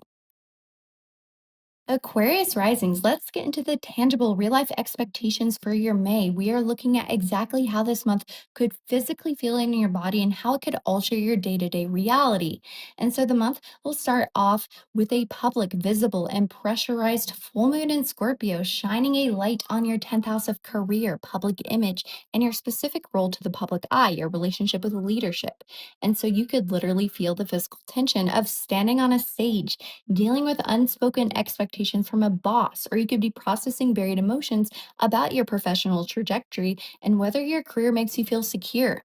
It's an exposed start to the month, but as we move into the middle weeks, the astrological weather will completely shift and ground itself in the most private area of your life. Because with the Taurus new moon and Mars also moving into Taurus, your physical exertion and your bodily drive are going to dive straight into the fourth house of home, your roots, your innermost self. And so that intense public pressure is going to deliberately slow down, and you are going to feel a steady practical urge to focus on maybe your physical living space, your family foundation, or your sense of safety. Because when we go to work, it's honestly so that we can go home and, chill and feel safe or have fun. It could be for other reasons as well, but ultimately we do want that safety. And you will want to physically build a secure home base, maybe through cleaning, organizing, securing your private boundaries, or maybe it'll be more internal. And then at the same time, Venus enters Cancer, making your values regarding your sixth 6th house of health, routine, and day-to-day life intuitive and empathetic. You'll crave gentle, emotionally resonant self-care. And also, if you want to start a new routine at this time, now's the time to do it. You are kind of given cosmic permission. And then while your home life is kind of moving at a slow, steady pace, your creative life force is about to get a shock of electricity because the Sun, Mercury, and Uranus are all gathering in Gemini in your 5th house of creativity, pleasure, self expression, romance, children. And so the overarching feeling of May is this: you are deliberately and practically securing your innermost self and your physical home or your foundations precisely so that you have the psychological safety to embrace the sudden and unpredictable changes happening within your life, your passions, your pursuit of joy, whatever it may be. And so let's look at how this, month could play out on an average day, remembering that these cosmic events could be very loud and obvious, or they could happen quietly inside your own head, and the energy always flows in two directions. And keep in mind, though, that these are just examples of the dynamics. They could play out very differently depending on the rest of your chart, but these are like the dynamics to keep in mind. And so early in May, Mars is in your 3rd house of communication, making a square with Jupiter in the 6th house of daily routines. And so out in the real world, this could look like maybe having a forward moving desire to maybe speak your mind and to tackle a heavy writing project, which could directly clash with your body's need to, expand or rest or focus on your health. Or conversely, maybe an expansive need to overhaul your daily health routine could interrupt your ability to communicate. It could, maybe you get trapped in your head a little bit. It could cause overthinking, or it could, affect your local environment in some way or your neighborhood in some cases. But internally, without saying a single word, you could just feel a charged drive building within your mental patterns, intuitively realizing that your everyday thoughts are affecting your bodily systems. But flipping the script, maybe a shift in your physical bodily health could alter the way that you process information and communicate with yourself or other people. And then around the middle of the month, you have Mars grounding in your 4th house in Taurus, while Gemini will be transiting your 5th house. And so externally, you could be methodically organizing your garage or having a quiet night with your family. Just for example, when you receive an out of the blue text that kind of leads to a romantic date, or going the other way, maybe an unpredictable creative opportunity could force you to slowly rearrange your living space to accommodate it, or maybe you have to, confront those inner demons to really feel, safe within that opportunity. Or maybe internally, you're sitting on the couch feeling secure in your private space when a sudden idea for a creative project flashes in your mind, filling you with kind of, this excitement. But in the other direction, maybe a burst of curiosity about a romantic interest or what brings you joy could make you realize that you do need to secure those innermost foundations before you can proceed.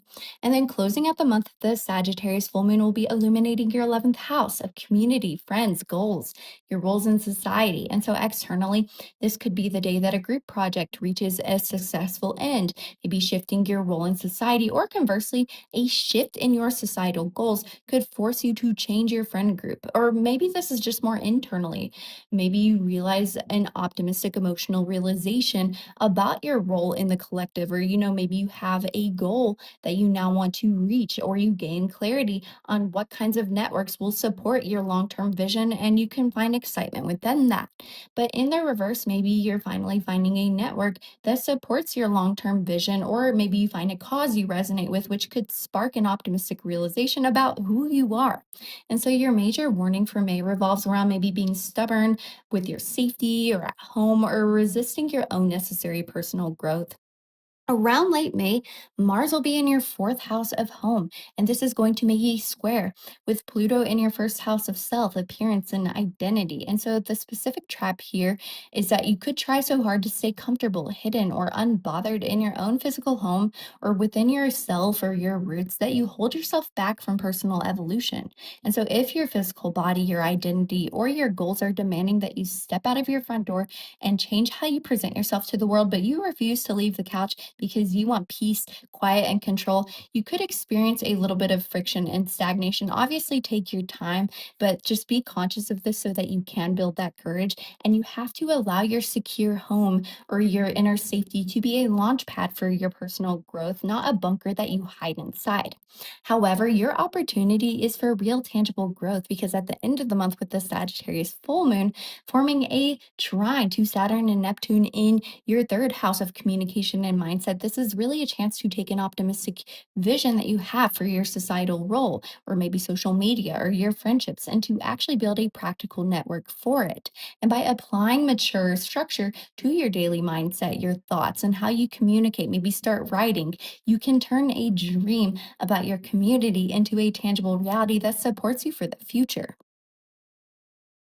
And for my Pisces risings, let's talk about the actual tangible reality of your May. We are focusing on exactly how this month is going to feel in your body and how it could logically play out in your daily schedule, in your real life. And so the month begins with an atmospheric feeling that is very deep, expansive, but also could be heavy. The May 1st Scorpio full moon is putting an investigative spotlight on your ninth house of higher learning, expansion, travel, your worldview, how you expand your horizons. And so you could literally feel a surge of internal tension regarding a legal matter, a long distance trip, or maybe just a pressing need to figure out what you believe in on a macro level. And it's a time where buried emotions regarding your personal philosophies or your sense of existential safety are demanding your attention. Just let yourself feel it. And then as we move into the middle of the month, this abstract, expansive energy will kind of shift and ground itself directly into your immediate local reality or in your mind.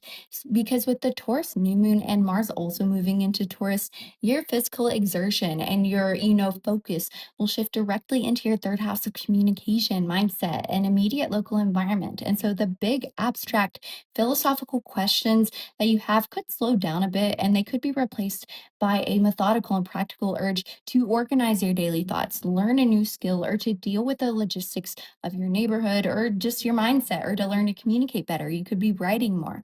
And you will want practical answers that you can hold in your hands at this time.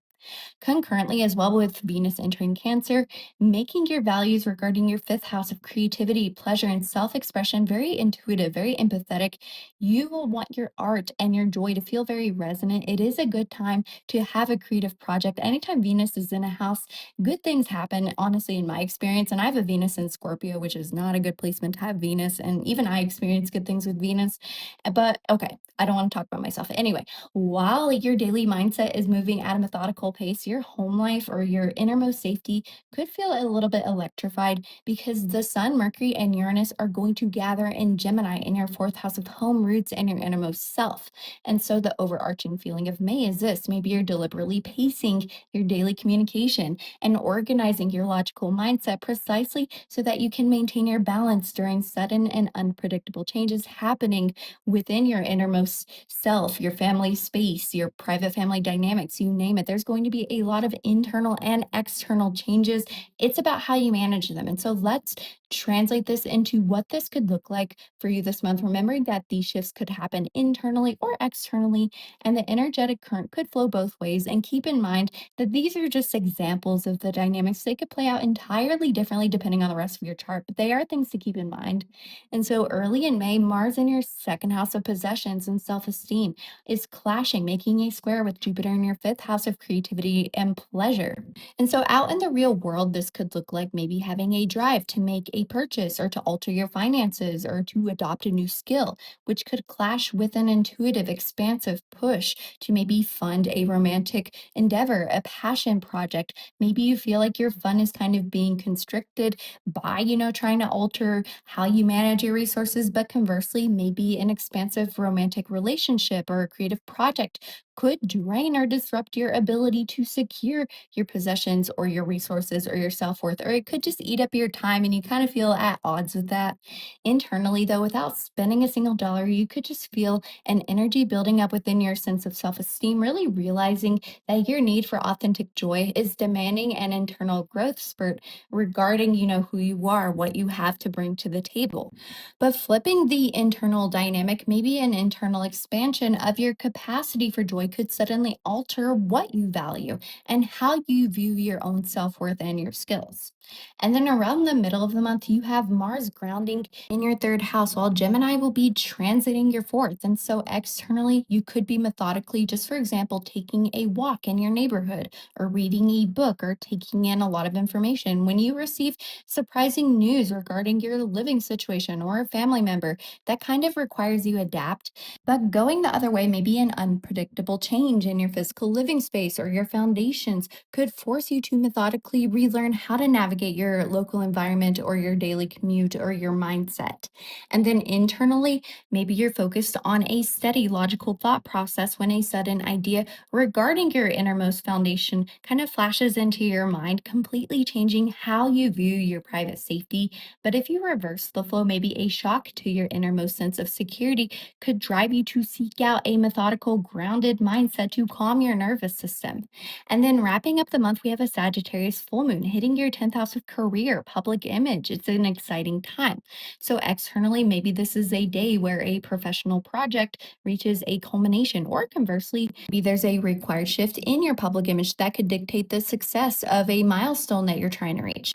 Maybe internally you experience an optimistic, emotional sense of clarity, kind of regarding your life's trajectory, realizing exactly what visions bring you a true sense of, professional fulfillment or safety, or how you can step into your leadership abilities. But in reverse, maybe you find professional safety, and this could be the exact catalyst that allows you to feel optimistic about your overall life trajectory. Or maybe it's like the goal of and you're starting to feel optimistic about what the future could look like for you.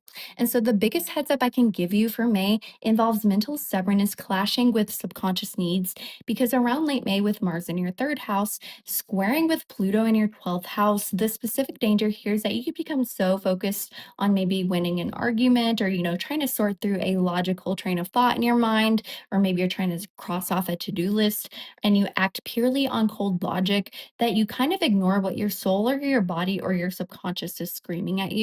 And so, if you are exhausted or navigating a fear and you refuse to slow down and listen to your intuition because you just want to power through it, you could experience a little bit of mental blockage or even burnout. And you have to allow those subconscious thoughts to heal and process without trying to intellectualize and control every single everyday thought.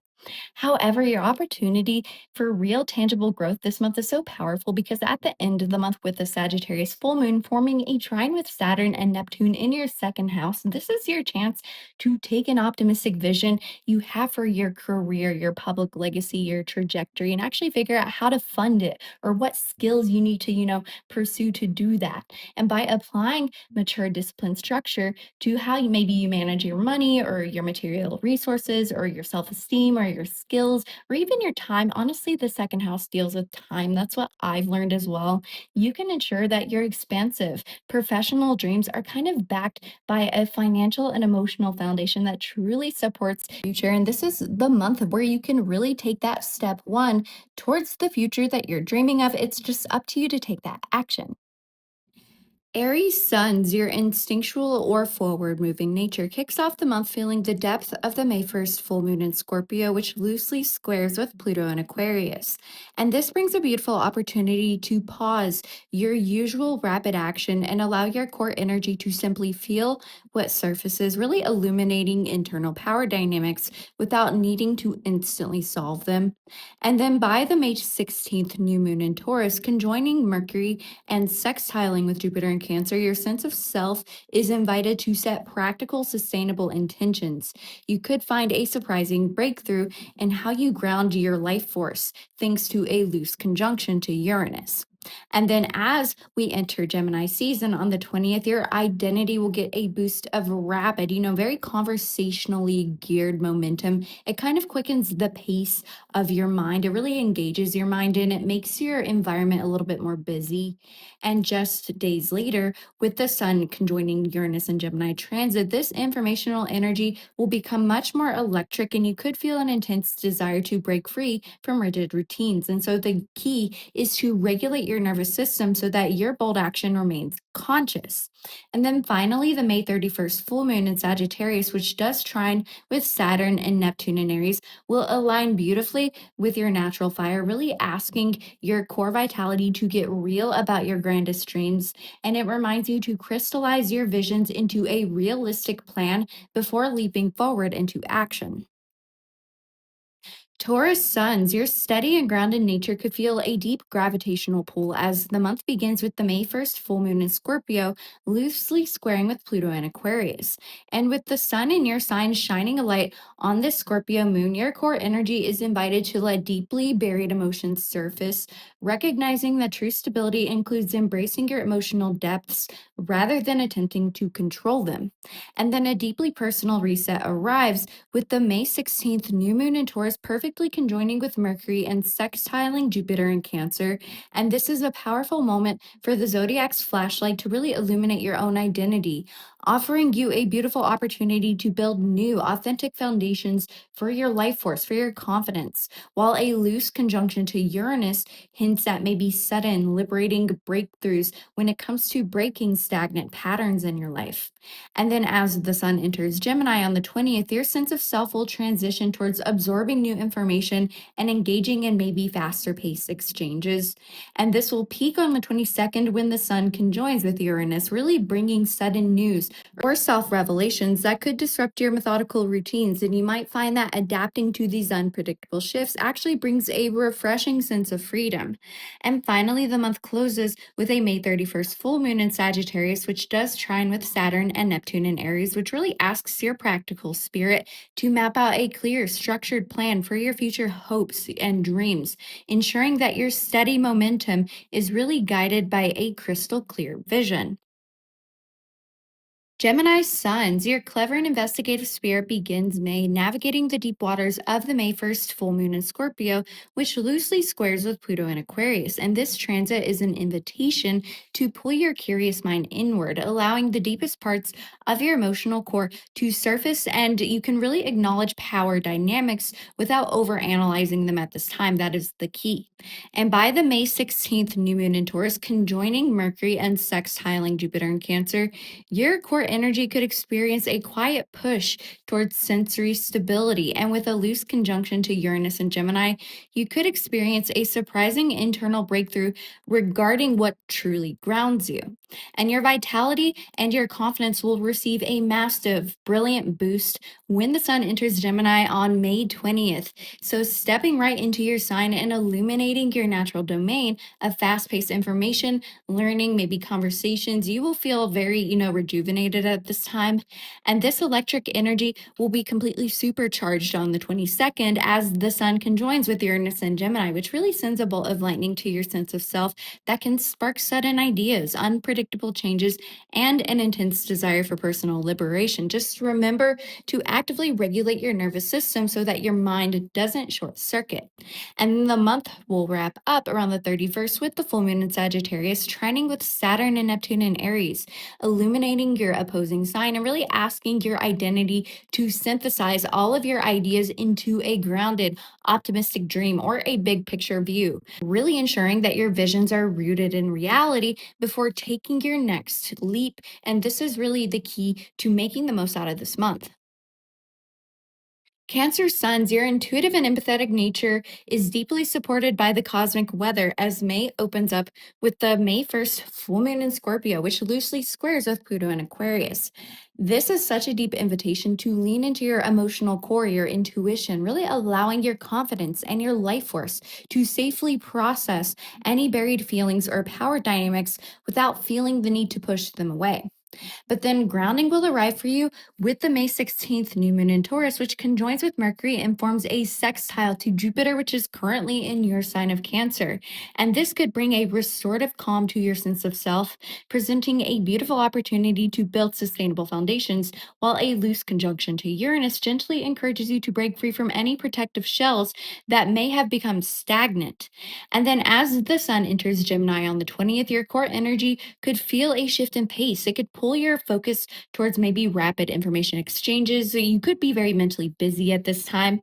And then on the 22nd, as the sun meets up with Uranus and Gemini, this could bring, a sudden wave of self revelations or unexpected disruptions to your inner world in some way. And you could find that leaning into your strong intuition is the best way to regulate your nervous system during this period. And finally, the May 31st full moon in Sagittarius, which trines with Saturn and Neptune in Aries, asks your passionate spirit to crystallize your hopes for the future, really providing an opportunity to get very real about how your highest dreams align with your practical, achievable steps. It's a time to bring your dreams into reality. It's about focusing on how exactly you can do that.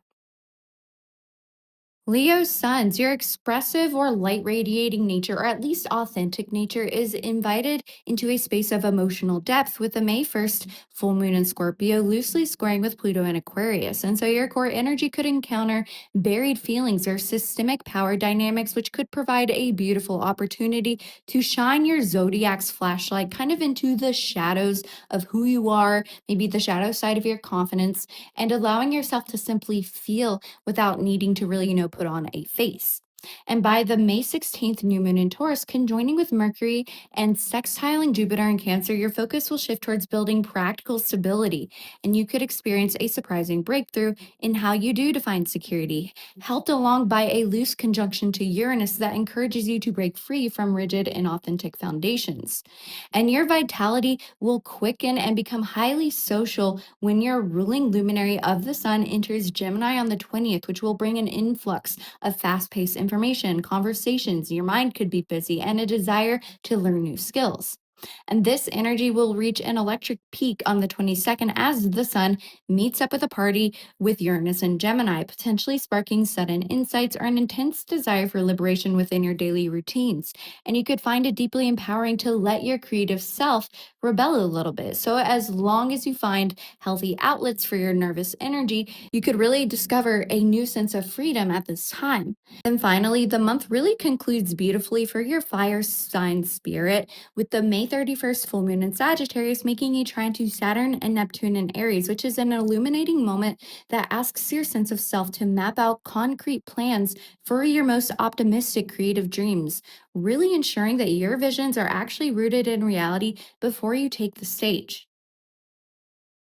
Virgo Sun, your detailed and analytical, sense of being really starts the month navigating the deep waters of the May 1st full moon in Scorpio, loosely squaring with Pluto in Aquarius. And this transit asks your sense of self to really step away from the practical problem solving. You don't need to fix everything. Just simply let your emotional core feel what surfaces, and this can illuminate power dynamics without the immediate pressure to fix them. And your vitality will find wonderful earthly alignment. Your confidence will feel a little bit more alive, especially around the middle of the month with the new moon in Taurus, which will conjoin with your ruler of Mercury and sextiling with Jupiter in Cancer.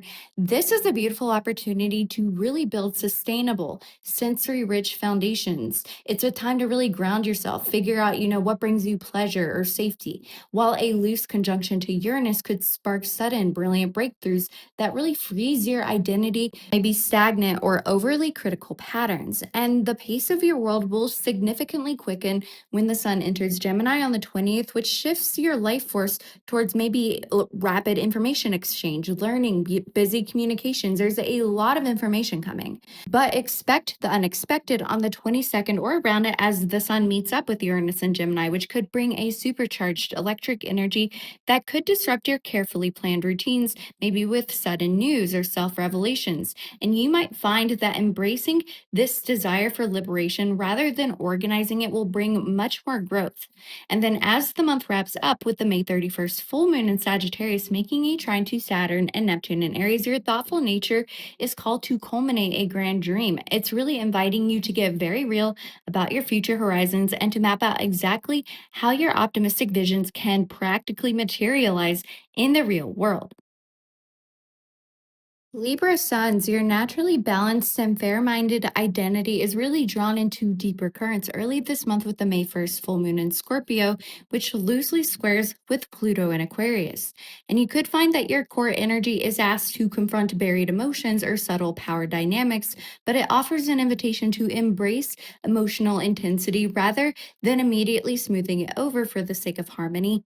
And then a grounding shift will arrive with the May 16th new moon in Taurus, conjoining with Mercury and sextiling Jupiter in Cancer.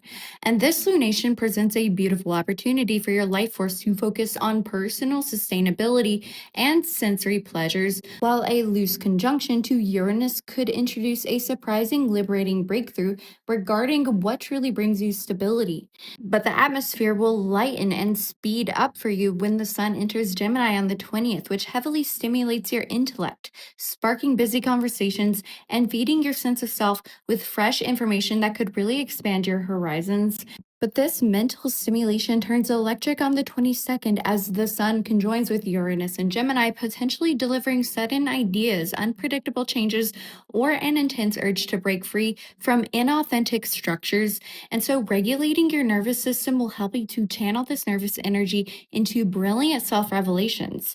But the month comes to a close with a full moon in Sagittarius, which trines with Saturn and Neptune in Aries. This is a very illuminating transit for you that asks your identity to balance out. The key word for you is to balance grand, optimistic visions with clear, realistic plans, ensuring that your hopes for the future are both inspiring but also balanced. Scorpio Sun, your deep, investigative, and powerful nature is the main event as the month begins with the May 1st full moon in your sign of Scorpio, loosely squaring your modern ruler of Pluto and Aquarius. And so the zodiac's flashlight is shining directly on your core energy, bringing buried emotions to the surface and illuminating internal or external power dynamics. This is a deep invitation to let yourself truly feel and observe without trying to control the intensity. The only thing you can control is how you handle it. And you are asked to look across the axis of your life as well during the May 16th new moon in Taurus, which will conjoin with Mercury and sextile Jupiter in Cancer. And this brings a good opportunity to build new stable foundations and embrace sensory pleasures, especially when it comes to how you relate to the outside world, while a loose conjunction to Uranus could provoke maybe surprising breakthroughs that pushes you to break free from rigid, stagnant patterns in how you connect to the outside world. And then as the sun enters Gemini on the 20th, the energetic pace will accelerate, drawing your life force towards maybe intense information exchanges and faster moving daily news that could really, challenge your sense of power, but also, really empower your confidence. And this rapid energy will become electric on the 22nd when the sun conjoins with Uranus and Gemini, which could, very well bring self revelations, breaks in routines, or a highly charged desire for liberation. Really grounding yourself in, what makes you feel in control of your life will be essential to processing this from a nervous system, perspective. And then the month will conclude with the May 31st full moon in Sagittarius, trining Saturn and Neptune in Aries, which really invites your sense of self to get very real about your future pursuits, asking you to combine your passion with a crystallized, realistic plan before taking your next big leap. And for you, this plan will probably be about how you can make your life more efficient and how you can go after what you want. Sagittarius Sun, your expansive spirit begins the month encountering some uncharacteristically heavy depths during the May 1st full moon in Scorpio, which loosely squares with Pluto and Aquarius. And so you could find that your usually outward focused core energy is asked to pause and process buried emotions or examine internal power dynamics, offering a beautiful opportunity to honor emotional intensity rather than simply looking for the next horizon to chase. But a wonderful grounding moment will arrive for you as well with the May 16th new moon in Taurus, which conjoins with Mercury and sextiles Jupiter, which is your ruling planet, but in the sign of Cancer. And this invites your life force to really slow down and set highly practical, sustainable intentions for your physical reality, while a loose conjunction to Uranus could deliver sudden, insightful breakthroughs regarding what truly provides your identity with lasting stability. And the pace of your life will quicken and align with your mutable nature when the sun enters your opposite sign of Gemini on the 20th, which shines the zodiac's flashlight on information, learning, and brilliant, fast paced conversations. But this energy will become intensely supercharged around the 22nd as the sun conjoins with Uranus and Gemini, potentially bringing sudden news, unpredictable changes to your routines, or an electric desire for absolute freedom. And so, regulating your nervous system will be the key to harnessing these brilliant self revelations without burning out. But then finally, the month will culminate spectacularly in your own sign with the May 31st full moon in Sagittarius, trining Saturn and Neptune in Aries. And this is a massive, powerful culmination for your identity, really asking you to test your beliefs against reality and beautifully crystallize your grandest dreams into a structured, actionable plan for the future that truly aligns with your core self. Capricorn Sun, your focused identity might be asked to momentarily step away from the physical world during the May 1st full moon in Scorpio, which loosely squares with Pluto in Aquarius. This transit really illuminates the deepest parts of your emotional core, which offers a beautiful opportunity to process power dynamics and buried feelings without the usual need to maybe put up a wall or to manage them or tie them into a tangible outcome. And your core energy will find a deeply comforting earthly resonance during the May 16th new moon in Taurus, which conjoins with Mercury and sextiles Jupiter in Cancer. This is essentially a highly supportive time for your identity to focus on building sustainable sensory foundations and long lasting stability in your life, while a loose conjunction to Uranus will encourage surprising, liberating breaks from rigid or stagnant patterns of security that no longer serve your confidence.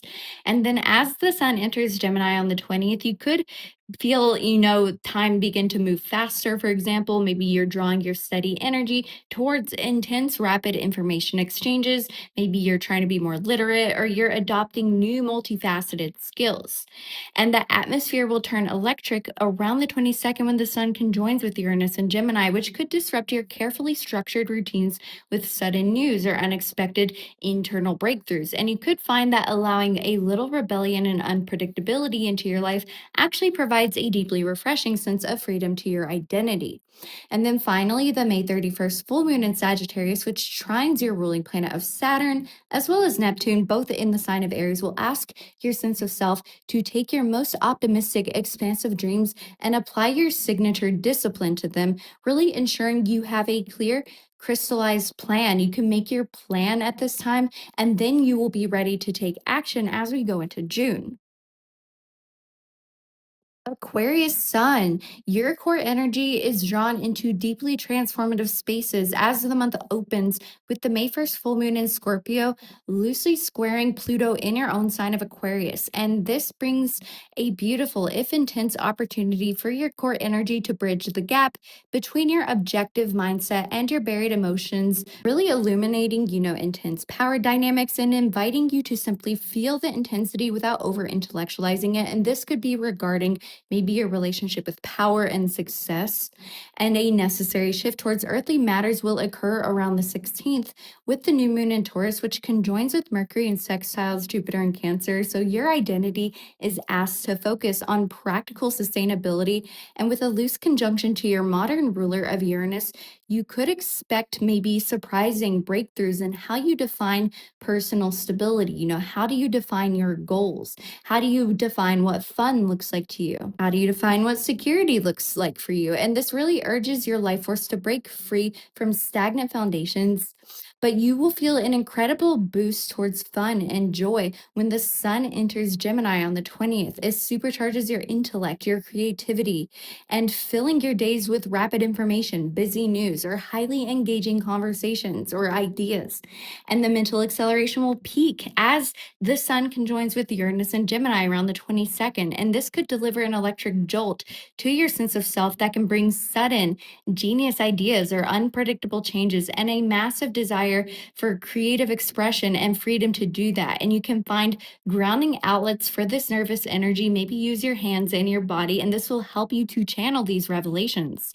And then the month concludes with the May 31st full moon in Sagittarius, trining Saturn and Neptune in Aries, which will invite your visionary spirit to map out concrete plans for your most optimistic dreams. This is a really good time to ensure that your ideals, what role you want to play in society, what you want to achieve in this life, are firmly rooted in a reality that aligns with your truest self before you act on them.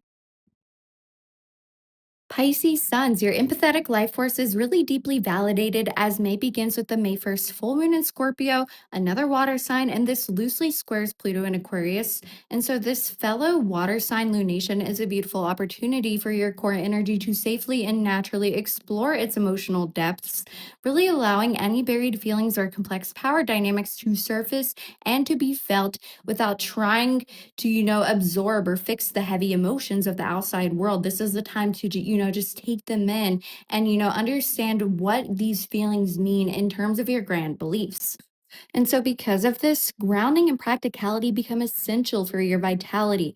And this is especially true as we approach the May 16th new moon in Taurus, which conjoins Mercury and sextiles your traditional ruler of Jupiter and Cancer. And so, this earthly transit gently invites your life force to set tangible intentions for, what stability looks like for you, but also how you can find stability within your mindset. How can you communicate this at the same time? And then a loose conjunction to Uranus could provide a sudden liberating breakthrough that helps your identity break free from overly comfortable, stagnant patterns of escapism. And so the energetic pace will become noticeably busier when the sun enters Gemini on the 20th, which asks your sense of self to process a rapid influx of information, quick conversations, and a flurry of new ideas that could challenge your sense of security and your dreamy flow.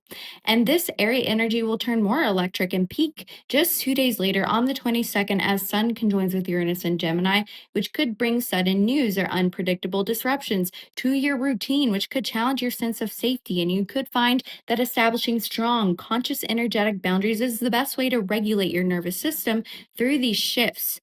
And then finally, the month closes beautifully with the May 31st full moon in Sagittarius, which trines with Saturn and your modern ruler of Neptune in Aries. And so this really asks your compassionate heart to get very real about what brings you hope. What are your goals? How can you crystallize those goals? And this can actually give you the discipline or the insights to, use your expansive, optimistic visions and to structure them within reality using the resources you have at your disposal.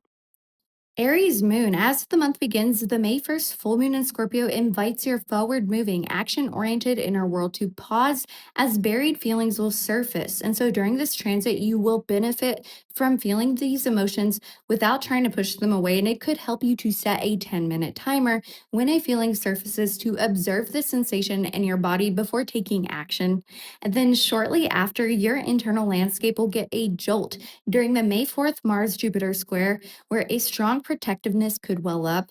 And this could create an urge for impulsive emotional decisions, and it could help you to root your choices in practicality by asking if you are responding to the present or just a memory.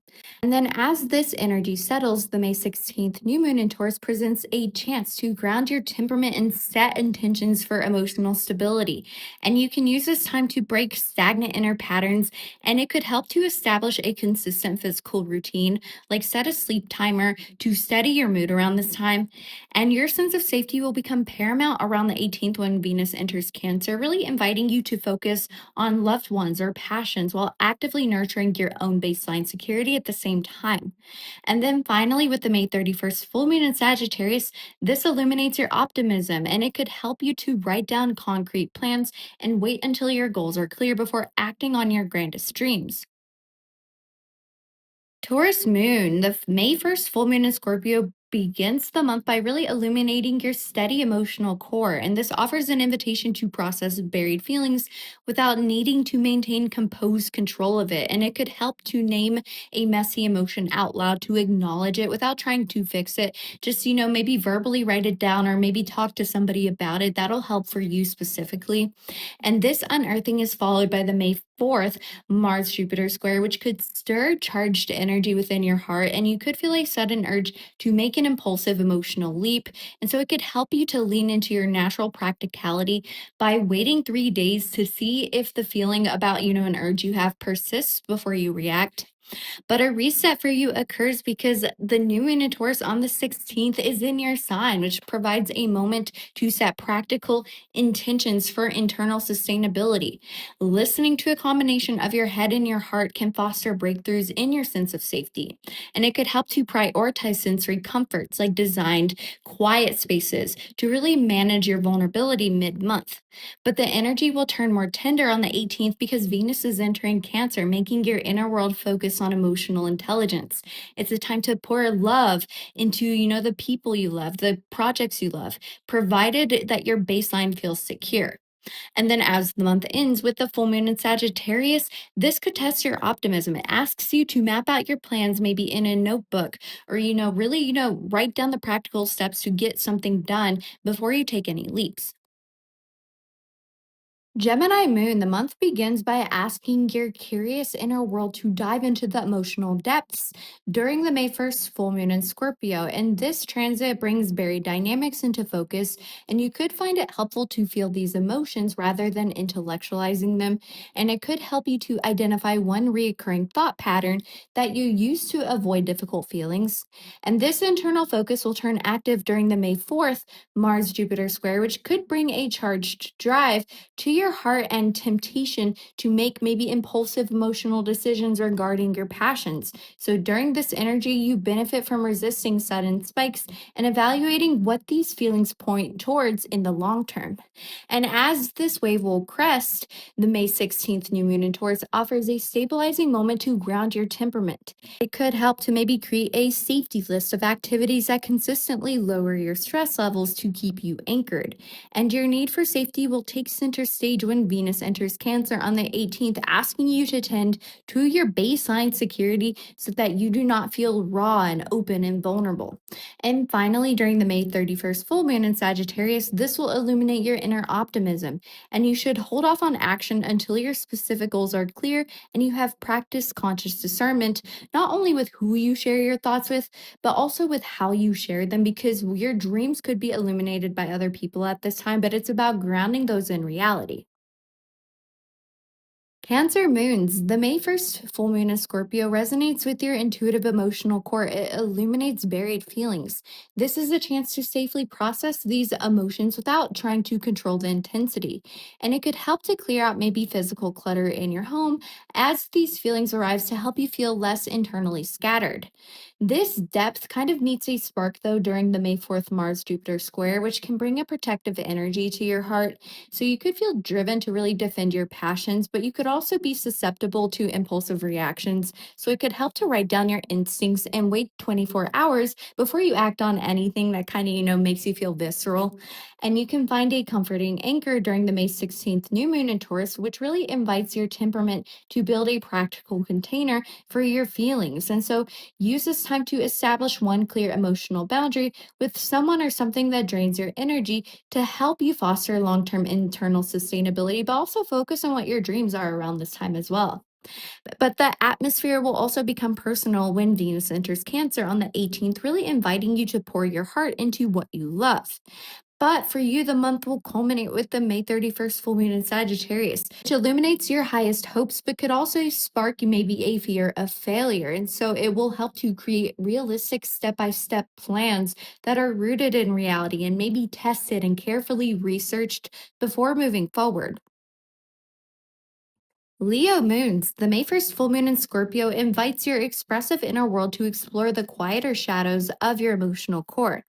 This is an invitation to experience intense emotions fully, letting yourself feel rather than, trying to put on that brave face, if that makes sense. And even if the feelings are ugly, just lean into it. It is part of your character, it's part of who you are. And it could help to step away from social obligations for an afternoon if you feel the pressure to, be on with that front.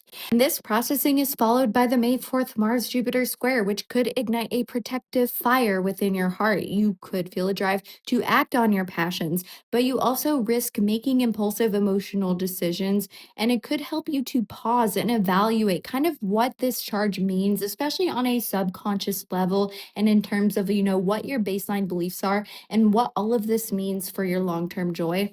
And as the energy shifts, you can find a stabilizing moment during the new moon in Taurus. So, defining three specific ideals to guide your emotional integrity, to guide your goals this year, can help you set practical intentions for your goals. And your inner emotional landscape will become tender when Venus enters Cancer on the 18th, really inviting you to pour your heart into loved ones, into yourself as well, while ensuring that your own baseline feels safe before you ever give to anyone or anything else. And finally, the May 31st full moon in Sagittarius illuminates your grandest inner hopes, especially when it comes to what brings you fun. And it could help to make a concrete plan and to check your energy levels before taking action. And when you do take action, make sure it's towards something that really lights up your inner child. Virgo moon. As the month opens, the May 1st full moon in Scorpio asks your analytical inner world to put down the magnifying glass. With buried feelings surfacing, you are invited to allow these emotions to be felt without immediately trying to organize them, and it could help to describe the physical sensation of an emotion in your body instead of searching for the logic behind it. This internal depth is activated by the May 4th Mars Jupiter square, which could bring a protective energy to your heart and challenge your usual careful temperament with an urge to make impulsive leaps. And you can manage this by rooting yourself practically to evaluate the long term reality rather than acting on a spike. And you will likely find a resonant comfort during the May 16th new moon in Taurus, which offers an opportunity to set intentions for your emotional sustainability. And it could help you to list your baseline security needs, like specific times for solitude, a clean environment, whatever it may be, to help you find true internal stability. But the energy shifts towards tender connection with whatever it is you're passionate about when Venus enters Cancer on the 18th, making your sense of safety dependent on emotional intelligence. And so you should check your internal battery before helping others or exerting your energy and your passion projects to ensure that you are not overextending yourself, because you do have a tendency to do that. And then as the month ends, the May 31st full moon in Sagittarius illuminates your inner optimism. It really cautions that you should wait until your goals are crystallized and written down and maybe even tested before acting on them. Libra Moon. The May 1st full moon in Scorpio begins the month by asking your fair minded inner world to embrace the raw depths of your emotional core, the things that maybe not aren't as pretty as you would want them to be. And as buried emotions surface, you are offered an opportunity to feel the intensity without trying to harmonize the situation immediately. And it could help to try out maybe a simple ritual like washing your hands, changing your clothes to clear your energy after intense interactions to really root it into reality. And this dive is followed by the May 4th Mars Jupiter square, which could stir a protective energy within your heart. Maybe you feel a drive to defend your passions, but you might also risk making reactive emotional decisions, and it could help to ground yourself to evaluate your long term reality. It could help to ground yourself by maybe finding balance in your environment in some way. And you can also find grounding during the May 16th new moon in Taurus, which invites you to set intentions for your emotional stability.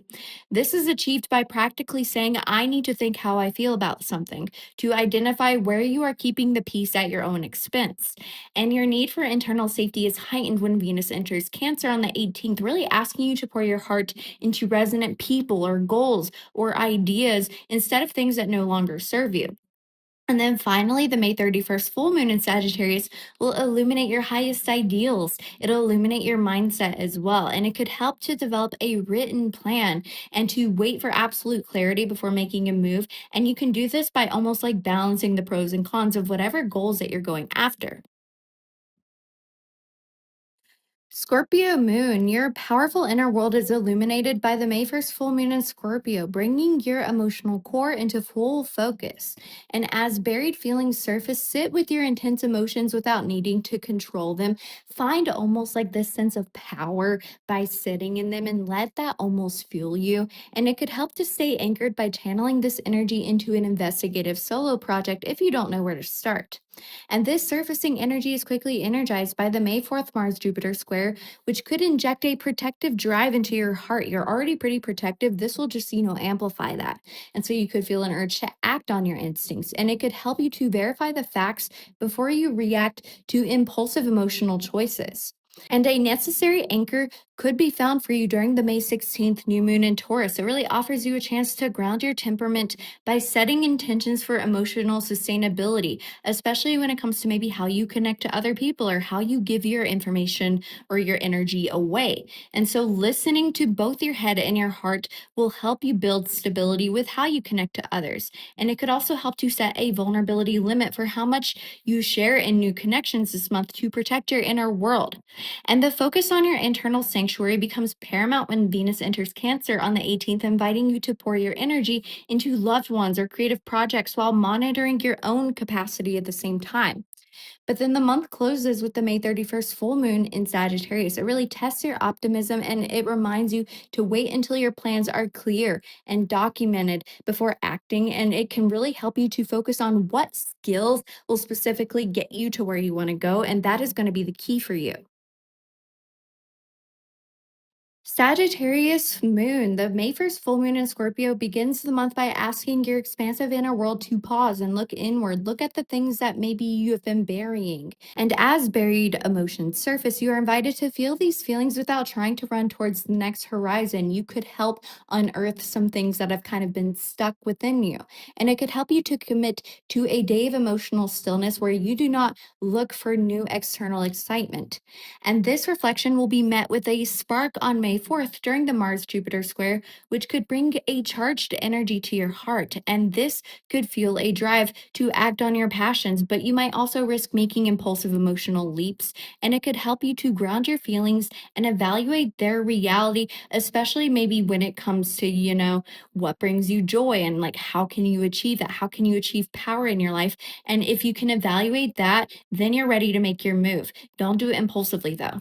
And you can find a reset during the May 16th new moon in Taurus, which invites you to set practical intentions for emotional stability, especially within your routines. So check in with your physical body at least twice a day to ensure you aren't ignoring stress while pursuing your ideals. And your need for a secure emotional baseline will come into full focus when Venus enters Cancer on the 18th. And so this could, help you to find maybe one personal routine that you refuse to compromise on and really lean into this in order to, feel safe, but to also channel your power. And then finally, the May 31st full moon in Sagittarius, it's illuminating your core temperament. It's in your sign. And so it could help you to support your growth by writing down practical steps of who you want to be and like what role you want to play in your life to make an emotional dream a reality before moving forward. Capricorn moon, your results oriented and very, guarded and protective inner world is invited to navigate deep emotional waters during the May 1st full moon in Scorpio.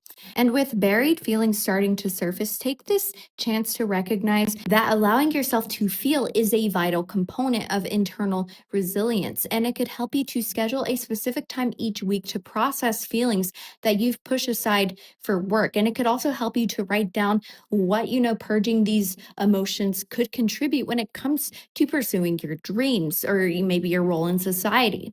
And this processing is challenged on May 4th by the Mars Jupiter square, which could stir up a protective energy within your heart, especially regarding your sense of safety and how you connect to others. And this might temporarily override your practical nature, and it could help to ask if a protective urge helps your long term security or just your immediate mood before you react. And you will likely find comfort during the May 16th new moon in Taurus, which offers a moment to build sustainable foundations for emotional stability, especially when it comes to how you pursue joy.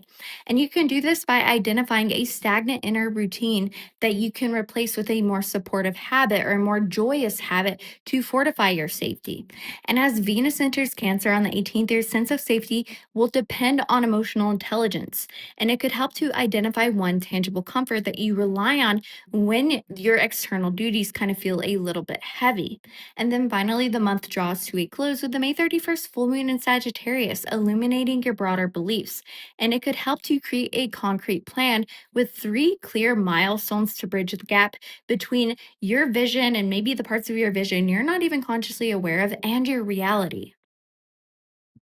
Aquarius moon, the May 1st full moon in Scorpio opens the month by pulling your innovative, very in tune inner world. I think you guys are kind of psychic into the emotional depths. And so, as raw, buried feelings surface, you are offered an invitation to experience these emotions firsthand without controlling them. And this could definitely relate to maybe your sense of achievement. It could be something about maybe lacking the power to achieve what you want to achieve, and it could help you to maybe find a body scan meditation to reconnect with physical sensations that you usually detach from. And this can kind of help you get in touch with yourself and your goals. And so this focus is amplified on the 4th by the Mars Jupiter square, which might bring a protective energy to your heart and spark sudden reactions. So, consciously rooting yourself when you feel a surge is helpful to evaluate your stability before you act, maybe literally touch the ground or do anything that, maybe traditionally grounds you. But also, a grounding effect could occur during the May 16th new moon in Taurus, and it will help to set practical intentions for emotional sustainability, especially regarding your sense of safety. And you should check if your internal baseline can handle a radical change before you advocate for a major shift in your life. Trust me.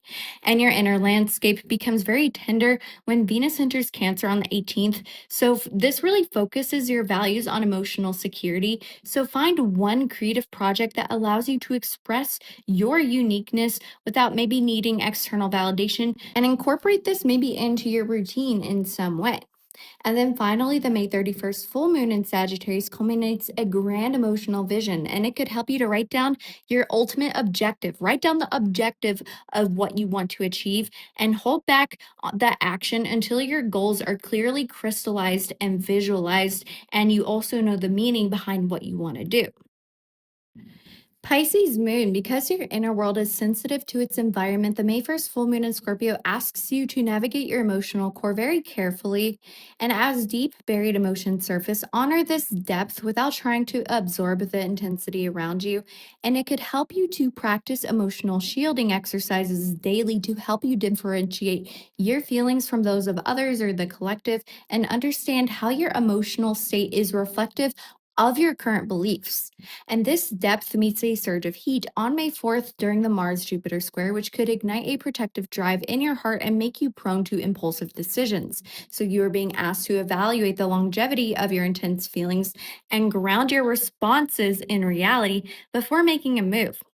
And you can find a stabilizing anchor during the May 16th new moon in Taurus, which helps you to build practical foundations and focus on internal sustainability, especially from a mental standpoint.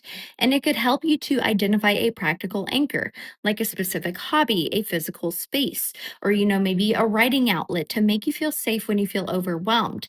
And your heart space will become more pronounced on the 18th as Venus enters Cancer, aligning with your emotional intelligence. So it could help you to visualize your energetic boundaries before you engage with others to protect your baseline, and to only engage with things that bring you childlike joy. That is the key. And the month will conclude on the 31st with the full moon in Sagittarius, illuminating your highest ideals. And it could help you to list your top 3 priorities regarding a goal, especially relating to a long term goal that you have when it comes to achievement, and waiting for crystal clarity before you take the leap. So focus on maybe your career and your larger goals with this full moon in Sagittarius, because this is what could culminate or become clearer by the end of the month. Aries Mercury. At the beginning of the month, Mercury in Taurus could slow down your mind a little bit, making you process thoughts methodically rather than acting immediately. And so you are being urged to patiently build a steady foundation to root your ideas, even if unconventional Plutonian ideas cause some mental friction.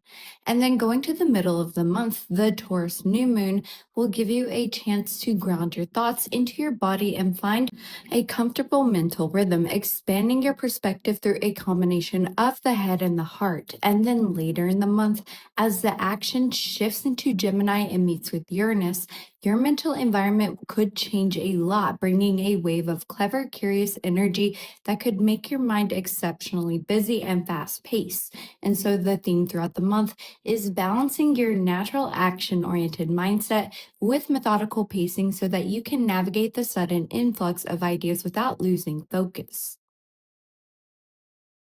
Taurus Mercury, at the beginning of the month, Mercury enters your sign, really allowing your mind to settle into its preferred steady methodical rhythm. So you are being urged to enjoy this grounded mental clarity while mentally adapting to outside detached Plutonian perspectives that could challenge your usual logic. And then in the middle of the month, a new moon in your sign could offer a powerful mental reset, helping you clear your head, anchor your thoughts, and learn from intuitive, passionate insights. And then later in the month, as the action shifts into Gemini and meets with Uranus, your usual grounded communication style could be disrupted by a highly active, curious environment that demands you process information much faster than usual. And so the theme throughout the month for you is maintaining your steady mental foundation while remaining open to clever, sudden shifts in the conversations around you.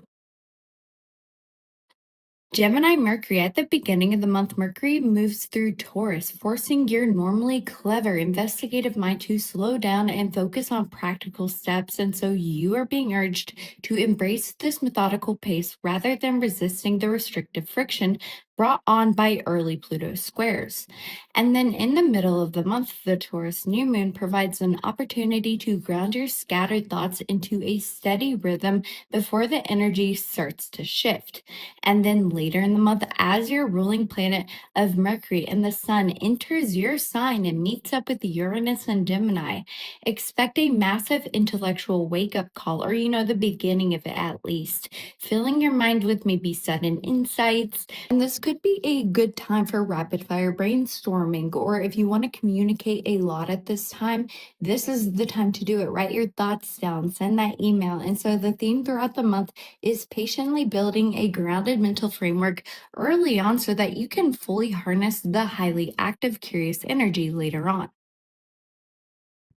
Cancer Mercury, at the beginning of the month, Mercury in Taurus brings a grounded, steady rhythm to your mind, helping you process information practically. So you are being urged to lean into this mental stability, even when blunt or detached Plutonian energy briefly challenges your empathetic nature. And then in the middle of the month, your intuition could peak with a supportive connection from Jupiter, allowing your passionate thoughts to expand in very comfortable, secure ways. And then later in the month, as the action moves into Gemini and hits with Uranus, the mental environment will become exceptionally busy and loud, really requiring that you navigate a rush of curious, fast paced dialogue. And so the theme throughout the month is protecting your mental peace and relying on your steady intuition when the conversations around you become maybe a little bit erratic and overstimulating. Leo Mercury, at the beginning of the month, Mercury in Taurus requires that you communicate your expressive or creative ideas with methodical precision. And so you are being urged to root your concepts in reality, especially when early Pluto squares test your intellectual resolve with detached counterpoints. And then going to the middle of the month, a Taurus new moon will help you ground your thoughts, giving you a chance to reset your focus and passionately expand your creative mindset. And then later in the month, when the energy shifts into Gemini, the mental atmosphere accelerates, bringing a flurry of clever insights and making your communication very busy as you juggle sudden new ideas. And so the theme throughout the month for you is ensuring your grand visions have a practical foundation so that you can effectively share them when the mental pace quickens. Virgo Mercury, at the beginning of the month, Mercury in Taurus perfectly complements your detailed analytical mind, helping you establish steady mental routines. And so you're being urged to maintain your focus, even if early Pluto squares introduce maybe detached variables that complicate your usual logical process. And then going to the middle of the month, a Taurus new moon provides an excellent mental reset, allowing you to clear out intellectual clutter and thoughtfully apply your focus to where it truly matters. And then later in the month, as your ruling planet of Mercury enters Gemini alongside with the Sun and Uranus, your methodical approach could be tested by a highly curious, fast paced environment that demands you adapt your analysis on the fly. And so the theme throughout the month for you is to avoid the trap of rigid thinking and willfully adapt your detailed plans when maybe clever or sudden information arrives out of nowhere.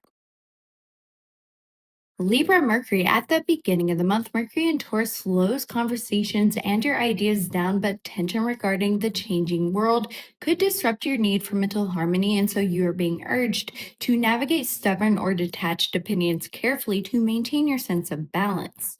And then going to the middle of the month, the Taurus new moon helps you find your mental equilibrium again, offering a steady baseline and a chance to expand your thoughts through passionate, empathetic learning. And then going to the later part of the month, as the action shifts into Gemini and meets with Uranus, the dialogue becomes loud and busy, really requiring that you actively filter through a slew of clever, maybe, quick paced communications without losing your center. And so the theme throughout the month is staying adaptable and grounded so that you can beautifully harmonize this shift from slow, stubborn conversations to rapid, curious dialogue. Scorpio Mercury is at the beginning of the month. Mercury in Taurus brings a grounded but unyielding energy to your interactions, to your thoughts, your ideas, and so you are being urged to stay adaptable when early Pluto squares challenge your deep, powerful mindset by introducing maybe sudden, ever changing perspectives. And then going to the middle of the month, the Taurus new moon gives you a chance to step back, clear your head, and establish a steady mental rhythm before the energy starts to shift. And then later in the month, as the focus moves into Gemini, your preference for deep investigation could be disrupted by busy, surface level mental environments, kind of full of sudden shifts and fast paced curiosity. And so the theme throughout the month is allowing your intense, deep thoughts to adapt naturally rather than stubbornly resisting the influx of rapid information that will be coming by the end of the month. Sagittarius Mercury. At the beginning of the month, Mercury in Taurus forces you to look at the practical details rather than the big picture. And so you are being urged to slow down and do the methodical work, even if Pluto squares challenge your optimism with a little bit of detached logic. And then in the middle of the month, a Taurus new moon provides a helpful pause, allowing you to turn a grand, passionate idea into a steady, workable plan. And then later in the month, when the action shifts into Gemini and hits with Uranus, the mental environment speeds up significantly, bringing a rush of specific questions, clever insights, and incredibly busy communication schedules. And so the theme throughout the month is balancing your quick, optimistic insights with patience so that you can successfully navigate the shift from practical details to highly active brainstorming. Capricorn Mercury. At the beginning of the month, Mercury in Taurus supports your practical, results oriented mind, allowing you to build steady plans. And so you are being urged to lean into the productive rhythm, even if early Pluto squares test your mental frameworks with unconventional disruptions. And then going on to the middle of the month, the Taurus new moon offers a quiet moment to solidify your mental strategy and securely anchor your ideas before fast paced changes take place. And then later in the month, as Mercury and the Sun enter Gemini, the predictable structure may start to, vanish a little bit, replaced by a highly active, curious environment where sudden ideas and changing information could require your usual stoic mind to stay flexible. And so the theme throughout the month is using your natural practicality to assess what needs changing so that you can easily adapt to sudden cognitive shifts. Aquarius Mercury. At the beginning of the month, Mercury in Taurus brings a heavy mental friction as your innovative thinking meets a wall of slow, methodical resistance. And so you are being urged to critically examine your own detached ideas and to find a practical compromise in any ideas you have. And then going on to the middle of the month, a Taurus new moon will help you clear your head, giving you a chance to ground your sudden insights into reality and expand your thoughts with a sense of passion. And then later in the month, with action shifting into Gemini and conjoining with your modern ruling planet of Uranus, your mind could fully activate, sparking rapid brainstorming, maybe brilliant workarounds, and a very busy, curious mental environment. And so the theme throughout the month for you is navigating early communication resistance with patience so that you can fully embrace the incredibly fast, innovative thinking arriving by the late part of the month. Pisces Mercury. At the beginning of the month, Mercury in Taurus provides a helpful, steady anchor for your mind, helping you keep grounded. So you are being urged to utilize this practical rhythm, even when sudden, detached Plutonian energy briefly injects maybe harsher logic into your environment. And then as we go to the middle of the month, the Taurus new moon, supported by Jupiter, expands your empathetic mindset in a comfortable way, bringing a soothing mental reset where your thoughts easily align.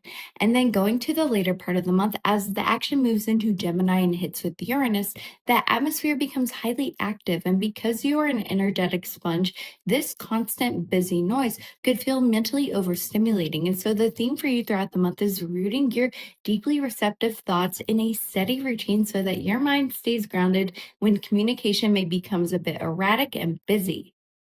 Aries Venus. At the beginning of the month, Venus in Gemini brings a clever, communicative curiosity to your passions, but Mercury in Taurus asks you to methodically process what you value. So you are being urged to not rush into any aesthetic or romantic interests without practical thought.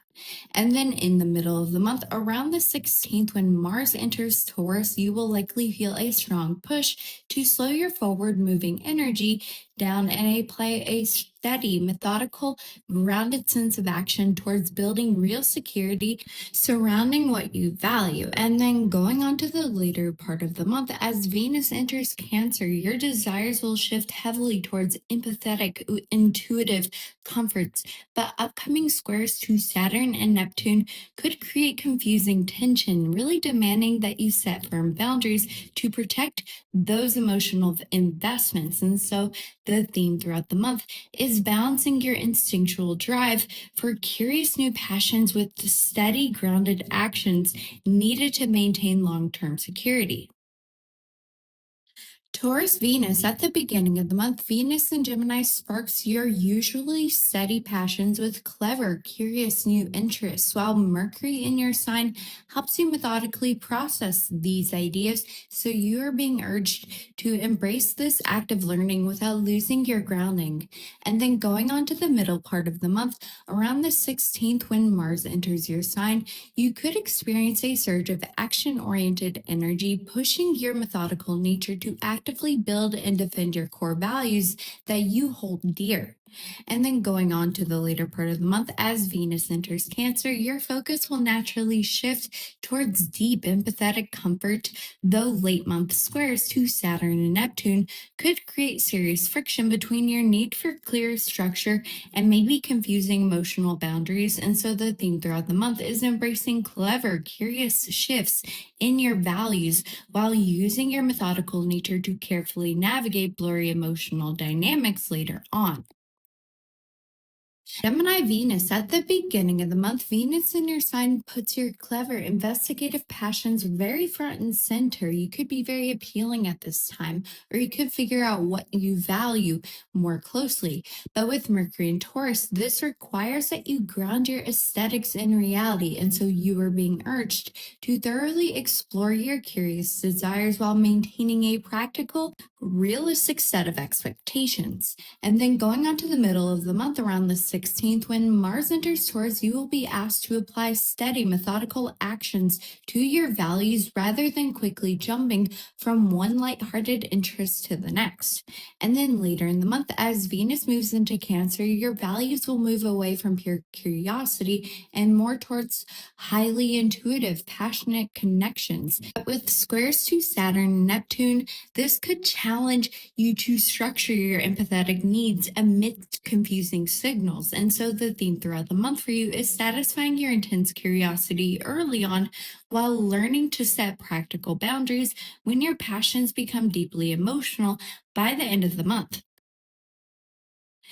Cancer Venus. At the beginning of the month, with Venus and Gemini, your passions could feel unusually clever, maybe scattered, but Mercury and Taurus helps you to provide a steady mental backdrop. So you're being urged to use this methodical energy to practically process the fast paced desires pulling at you.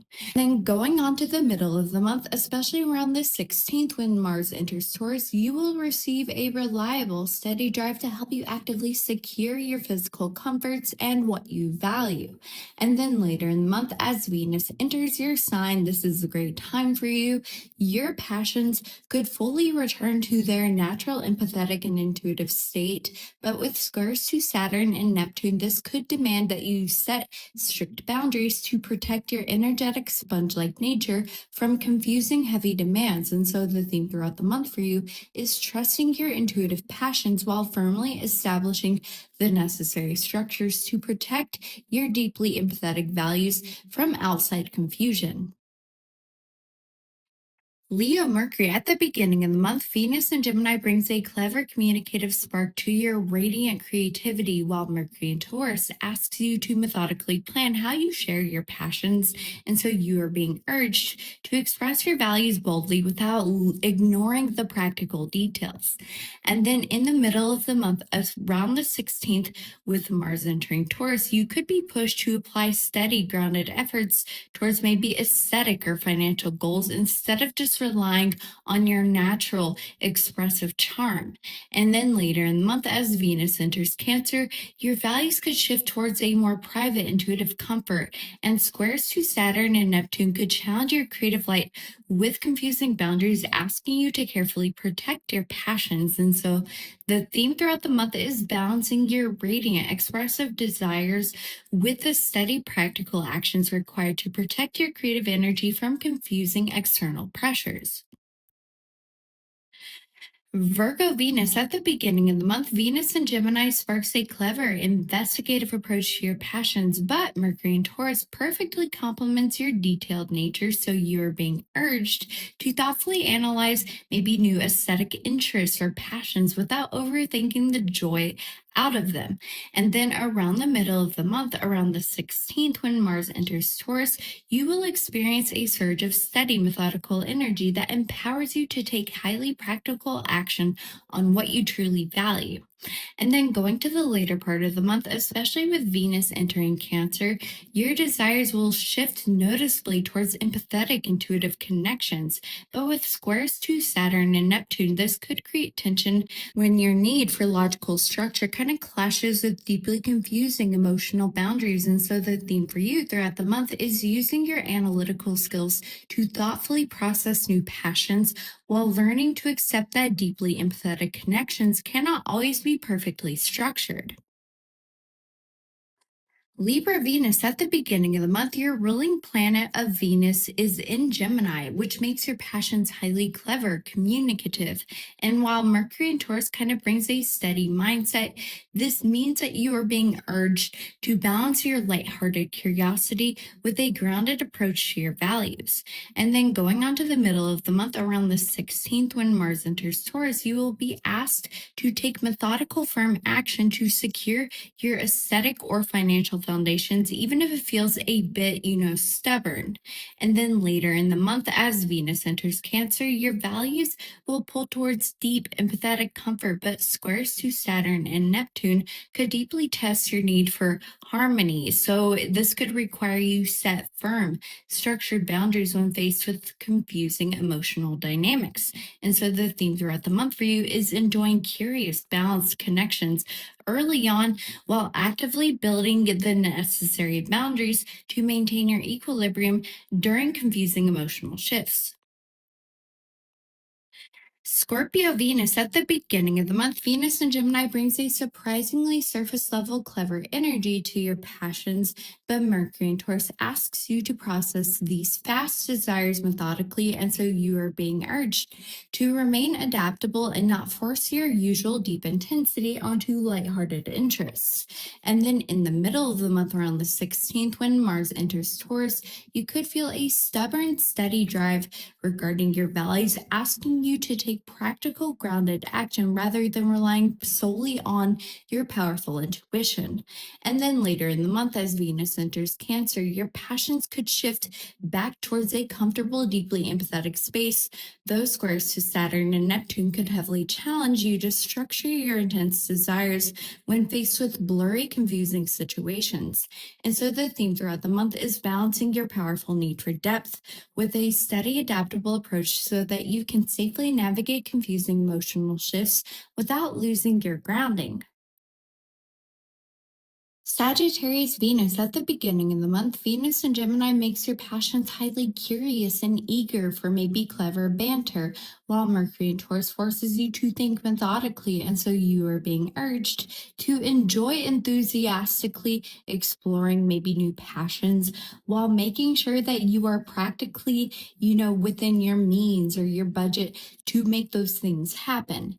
And then in the middle of the month, around the 16th, when Mars enters Taurus, you will be demanded to apply steady, grounded efforts towards your values instead of just optimistically jumping to the next big experience.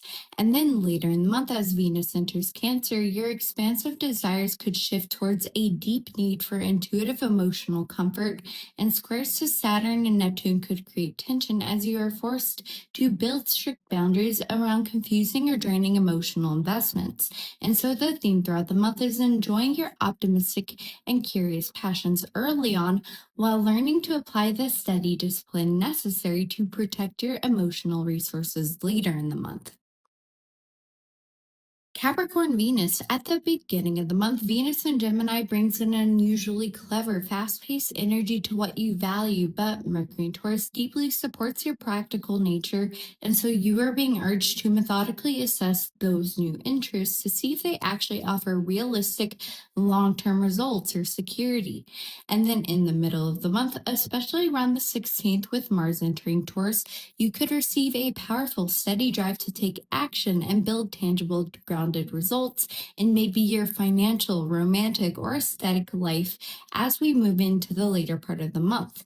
Speaking of the later part of the month, Venus enters Cancer, so your stoic values could soften significantly with a pull towards more empathetic comfort. But with squares to Saturn and Neptune, this could challenge you to maintain your structured boundaries when faced with very blurry, confusing emotional demands. And so the theme for you throughout the month is balancing your practical need for security with a willingness to thoughtfully adapt when your passions shift into a more intuitive, confusing emotional space.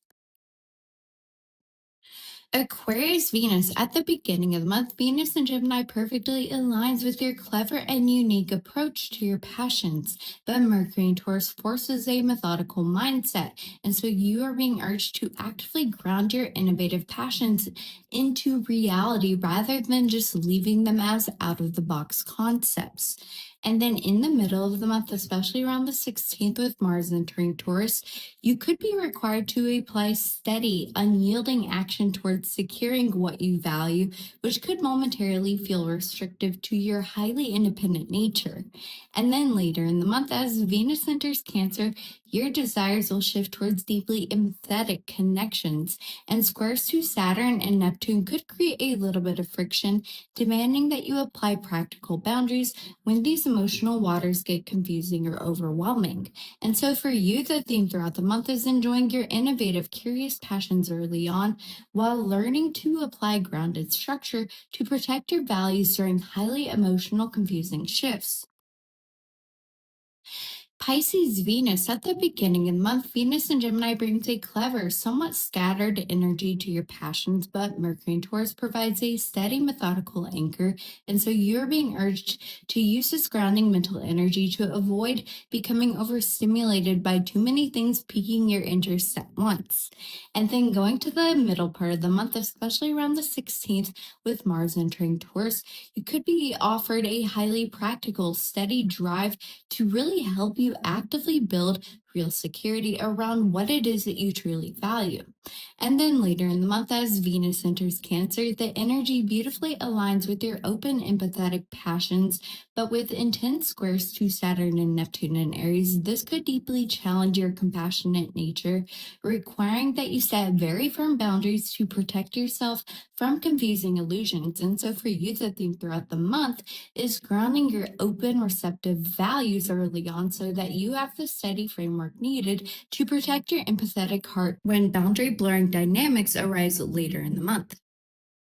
Aries Mars, the month starts out with Mars in your sign, matching your drive. And so you could feel a push to tackle tasks head on. You could feel very energetic. Around May 4th, Mars will be squaring Jupiter, though, which could bring an urge to act on what matters to you. And this helps you to get things done, but pause before making choices that overcommit your energy. And then around the 18th, the pace will change as Mars enters Taurus, and you will need to trade execution for a steadier approach. Your body could want to slow down, really asking you to focus on one task at a time. And then late in the month, we will have Mars squaring Pluto. And so you could notice demands slowing down your momentum or restricting your routine in some ways. And so instead of pushing against these roadblocks, observe where you are stuck and adjust your expectations and build a plan to work around those delays.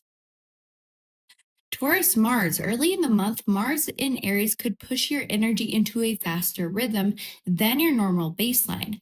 And around the 4th, with Mars squaring Jupiter, you could feel an urge to tackle all of your goals at once. And since this feeling clashes with your drive, outline your steps before acting.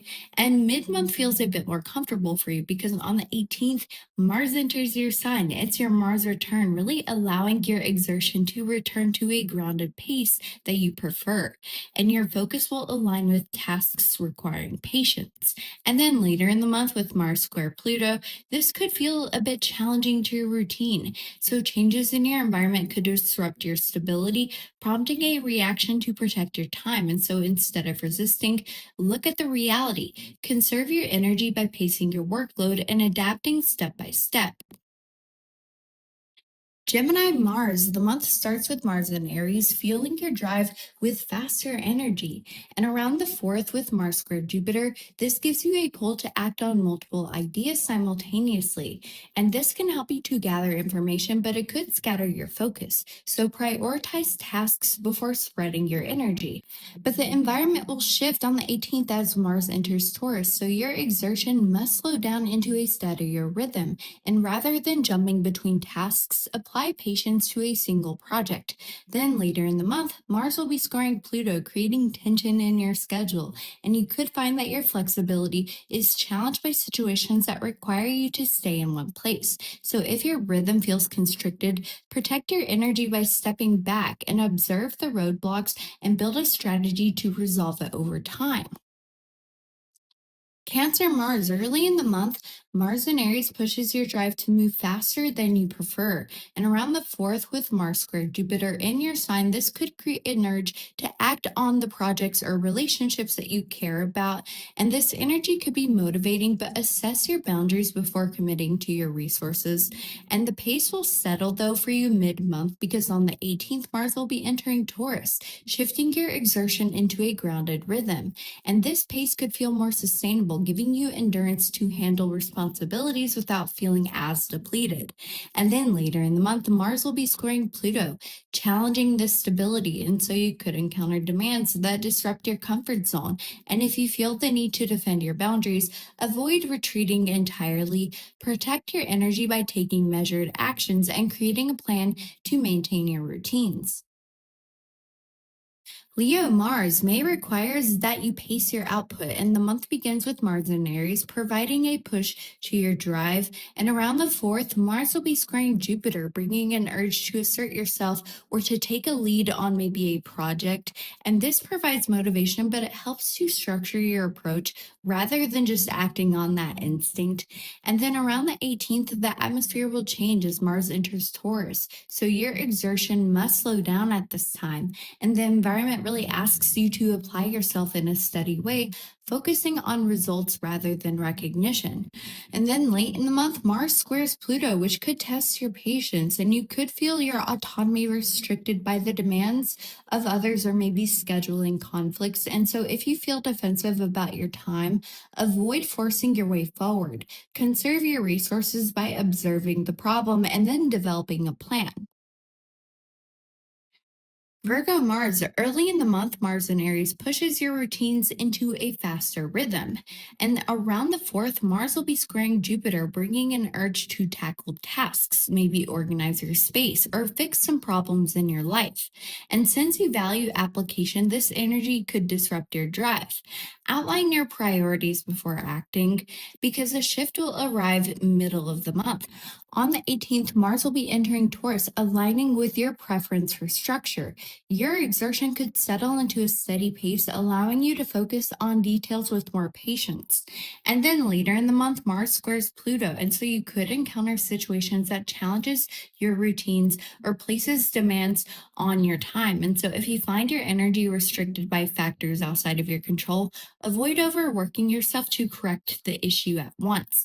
Identify where the process is stalled and draft a plan to address it. Libra Mars, the month begins with Mars in Aries, adding a pressure to your drive. And around May 4th, Mars will square Jupiter, creating an urge to act on your goals or address imbalances in your environment. And while this energy could help you to accomplish tasks, the pace could disrupt your equilibrium and cause fatigue. So weigh your options before making commitments. The energy, though, will slow down by the middle of the month because on the 18th, Mars enters Taurus, shifting your routine towards a steady rhythm, and you could benefit from applying patience to your work rather than rushing to the finish line. And then going on to the later part of the month, Mars will square Pluto, bringing tension to your schedule. And so you could face demands that challenge your baseline. So if you feel protective of your boundaries, avoid the instinct to push back. Protect your energy by observing the situation and implementing the steps to restore order. Scorpio Mars, early in the month, Mars and Aries will accelerate your drive, pushing you to move faster than usual. And then around the 4th, Mars squares Jupiter, resulting in maybe an urge to uncover solutions or to finalize projects. This energy could help you make progress, but you will benefit from structuring your approach rather than acting on impulses that could drain your stamina. Middle of the month requires a shift into how you manage your exertion, though, because on the 18th, Mars enters Taurus, asking your routine to adopt a grounded rhythm. So focus your energy on deliberate actions to maintain your endurance.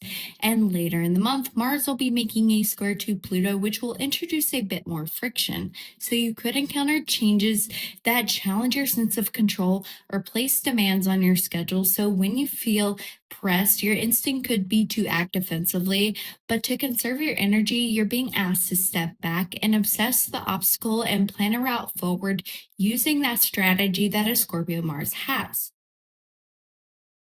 Sagittarius Mars. The month starts with Mars in Aries, which aligns with your drive. And around the 4th, Mars will make a square to Jupiter in Cancer, though. So this could bring an urge to take on projects, to maybe travel or expand with your experiences. You could be feeling, very ambitious.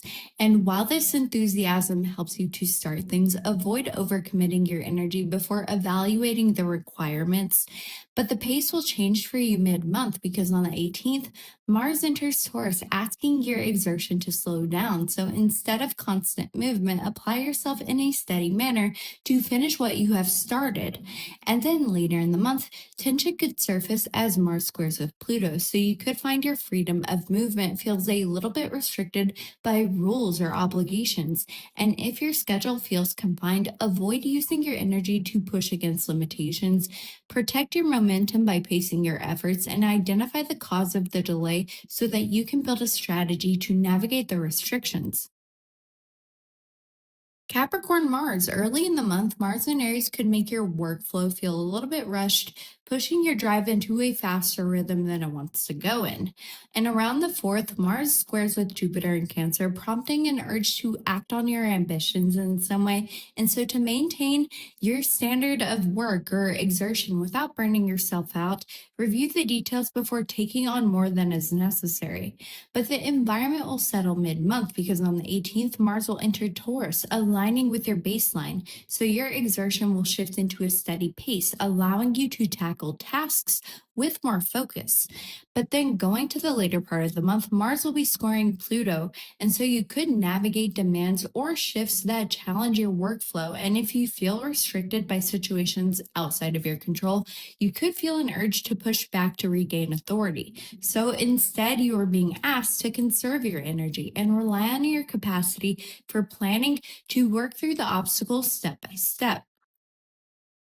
Aquarius Mars. The month begins with Mars in Aries, adding a push to your natural drive. And around the 4th, with Mars squaring Jupiter, this could create an urge to act on your ideas or to push projects forward. And while this provides you with momentum, pause to ground your plans so that you don't act solely on insight, because this could exhaust your resources. And then, middle of the month, your exertion must slow down because on the 18th, Mars will be entering Taurus, encouraging your routine to become a little bit more steady. And you will find better results by applying patience to your work rather than inventing shortcuts.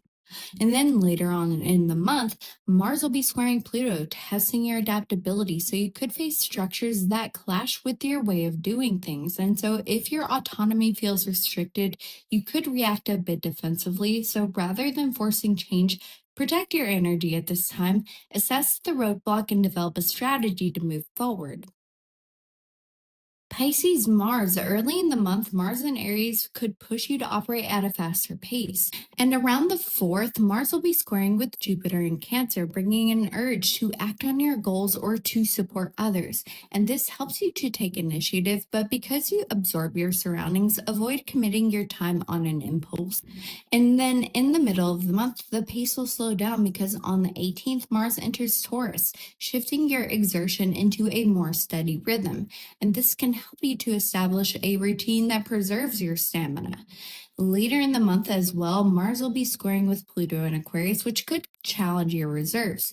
And you could encounter situations that do feel like they disrupt your stability a little bit. And when your boundaries feel pressured, avoid overexerting yourself. Step back to evaluate the situation, to pace your efforts, and then to implement a strategy that works personally for you. Aries Jupiter, at the beginning of the month, your desire to take quick, instinctual action to force your own growth could clash with the deeper need to nurture what actually sparks your passions. You could feel a frustrating urge to rush a learning curve, but real expansion right now will require emotional resonance, not just speed. And then in the middle of the month, a grounded reset provides a highly beneficial methodical anchor. This is a practical window to take those big subjective feelings and slow them down into your daily reality rather than forcing them forward. And when a massive wave of optimistic big picture learning culminates later in the month, you could be challenged to balance those expansive new experiences with disciplined, structured action. So the theme throughout the month is pacing your forward moving drive so that your meaningful passions have time to actually take root. Taurus Jupiter, at the beginning of the month, your usually steady, methodical approach to growth feels disrupted by a sudden pressure to act fast. You are being pushed to rapidly expand your comfort zone, creating a tense conflict between moving quickly and needing to feel emotionally safe with what you are learning.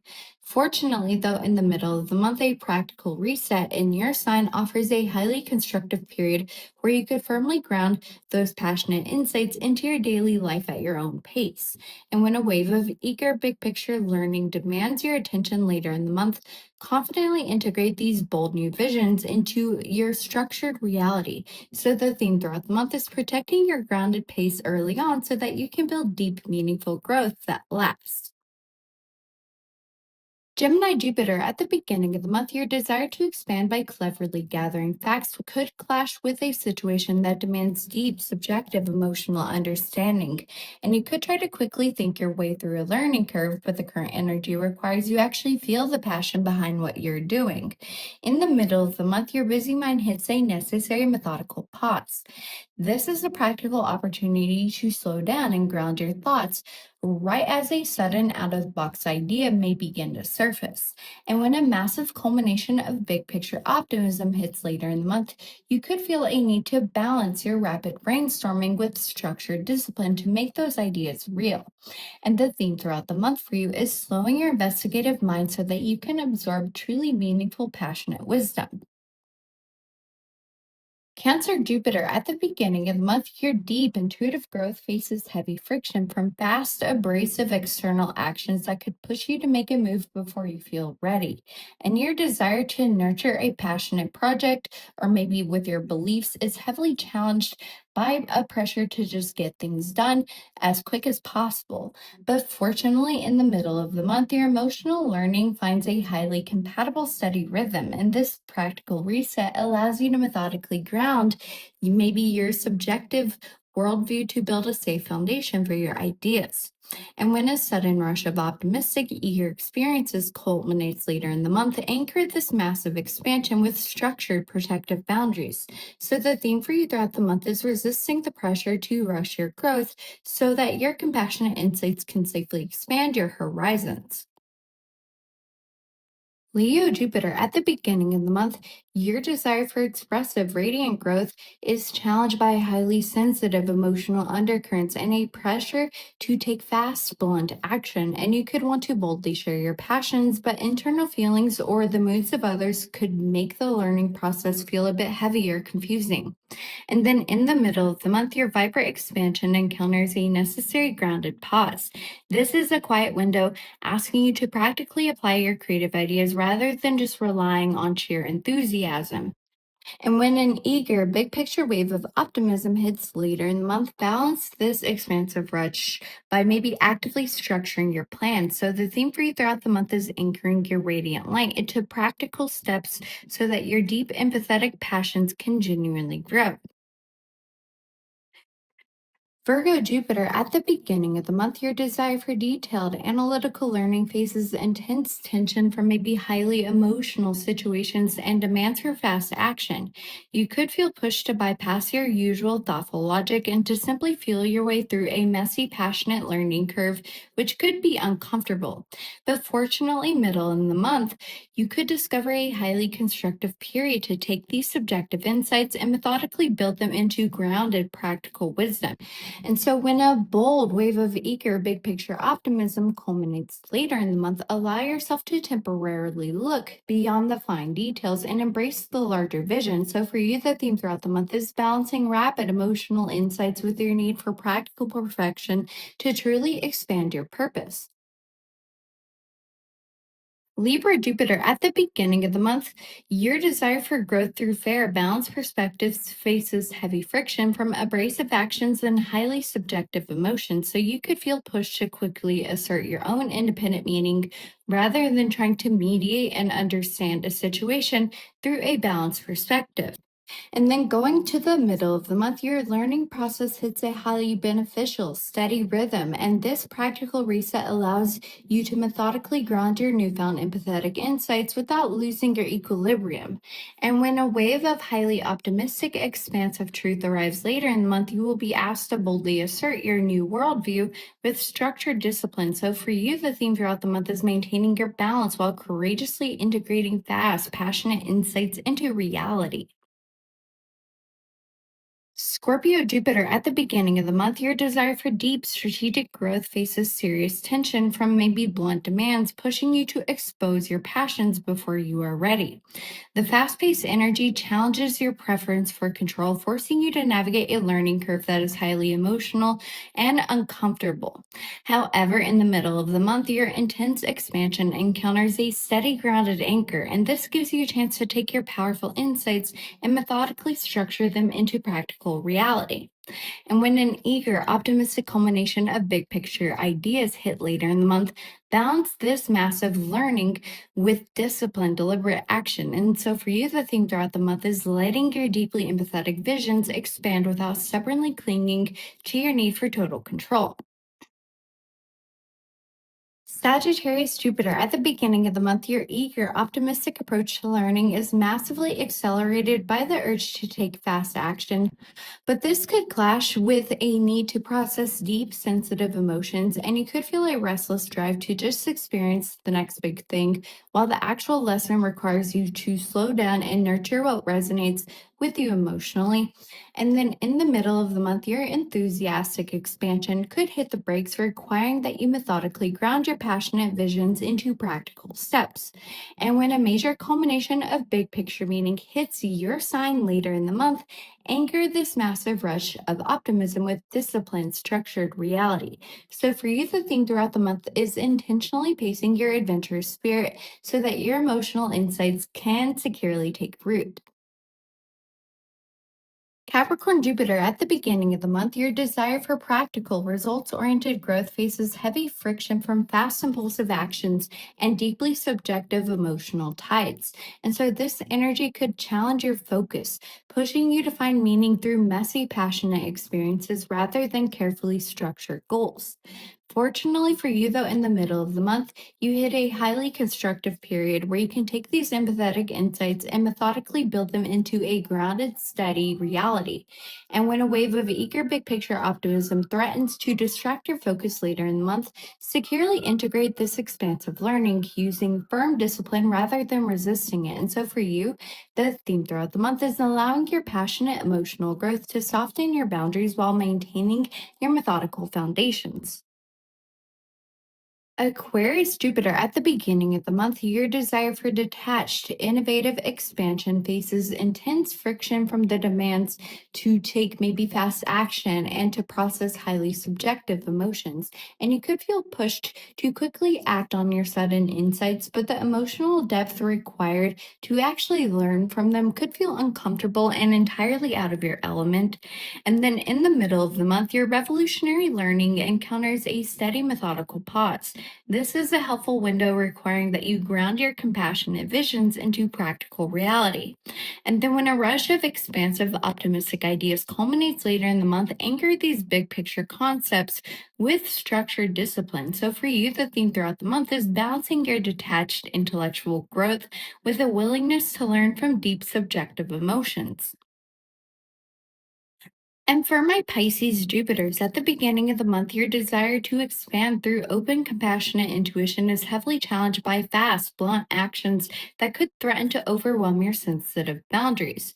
And so, this energy could push you to grow rapidly, meaning you must protect your empathetic core from burning out while trying to absorb these intense, passionate lessons.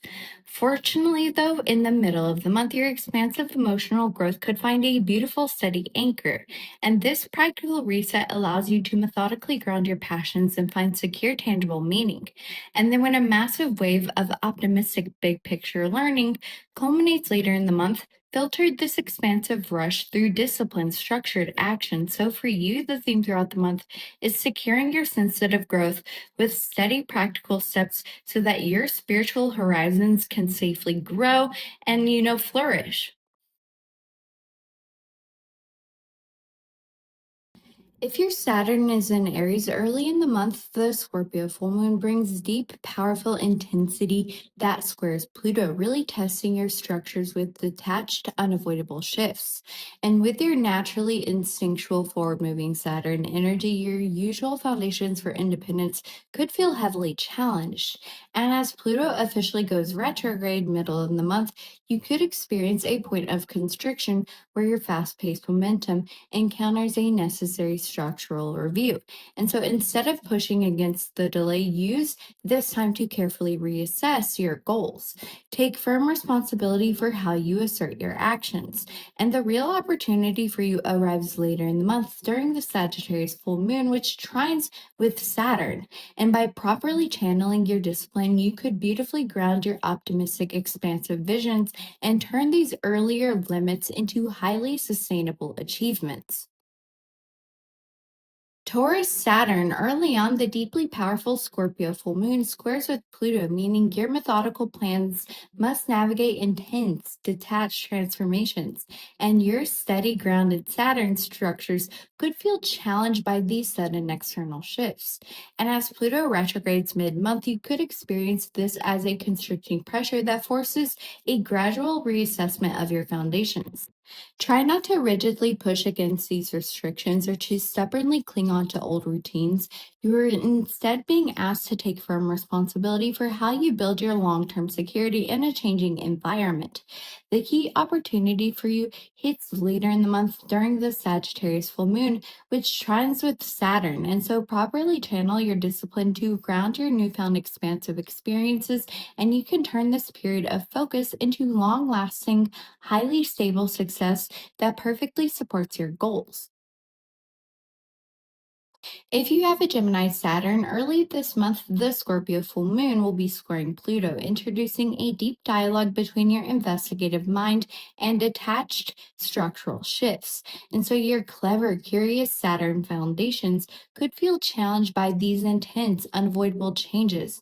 And as Pluto retrogrades mid month, this can feel like a mental checkpoint, causing you to maybe feel some constricting pressure around your active thoughts, and this could require a more measured pace. And so instead of pushing against the limits, recognize this as an opportunity to organize your out of the box ideas. Take responsibility for your mental focus. And the turning point, though, will arrive later in the month during the Sagittarius full moon, which trines with Saturn. And by properly channeling your discipline to support your eager, optimistic learning, you can turn these constricting pressures into a highly effective, sustainable intellectual sense of achievement. Cancer Saturn, early in the month, the deep intensity of the Scorpio full moon will square with Pluto, forcing your empathetic boundaries to navigate powerful, detached external shifts. And your highly intuitive Saturn foundations could be heavily tested by this sudden structural pressure. Mid month, as Pluto retrogrades, you could encounter an emotional boundary. It could feel like your passionate flow and momentum are temporarily slowed down by unavoidable external rules. And rather than guarding yourself too tightly, use this time to figure out what innovative changes you truly need. Take responsibility for how you express your sensitivity.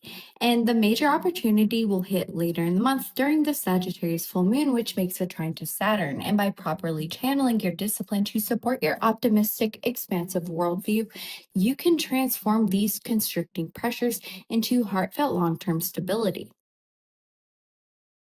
For my Leo Saturns, early in the month, the powerful Scorpio full moon will be making a square to Pluto, balancing your expressive nature with deep, detached structural transformations. And so your radiant, creative Saturn foundations could feel challenged by these intense, out of the box shifts. And as Pluto retrogrades in the middle of the month, this could feel like a point of constriction for your creative momentum, making you feel like your ideas need to be carefully structured rather than freely flowing. Try not to resist these boundaries because you are being asked to take responsibility for how you direct your light during challenging times.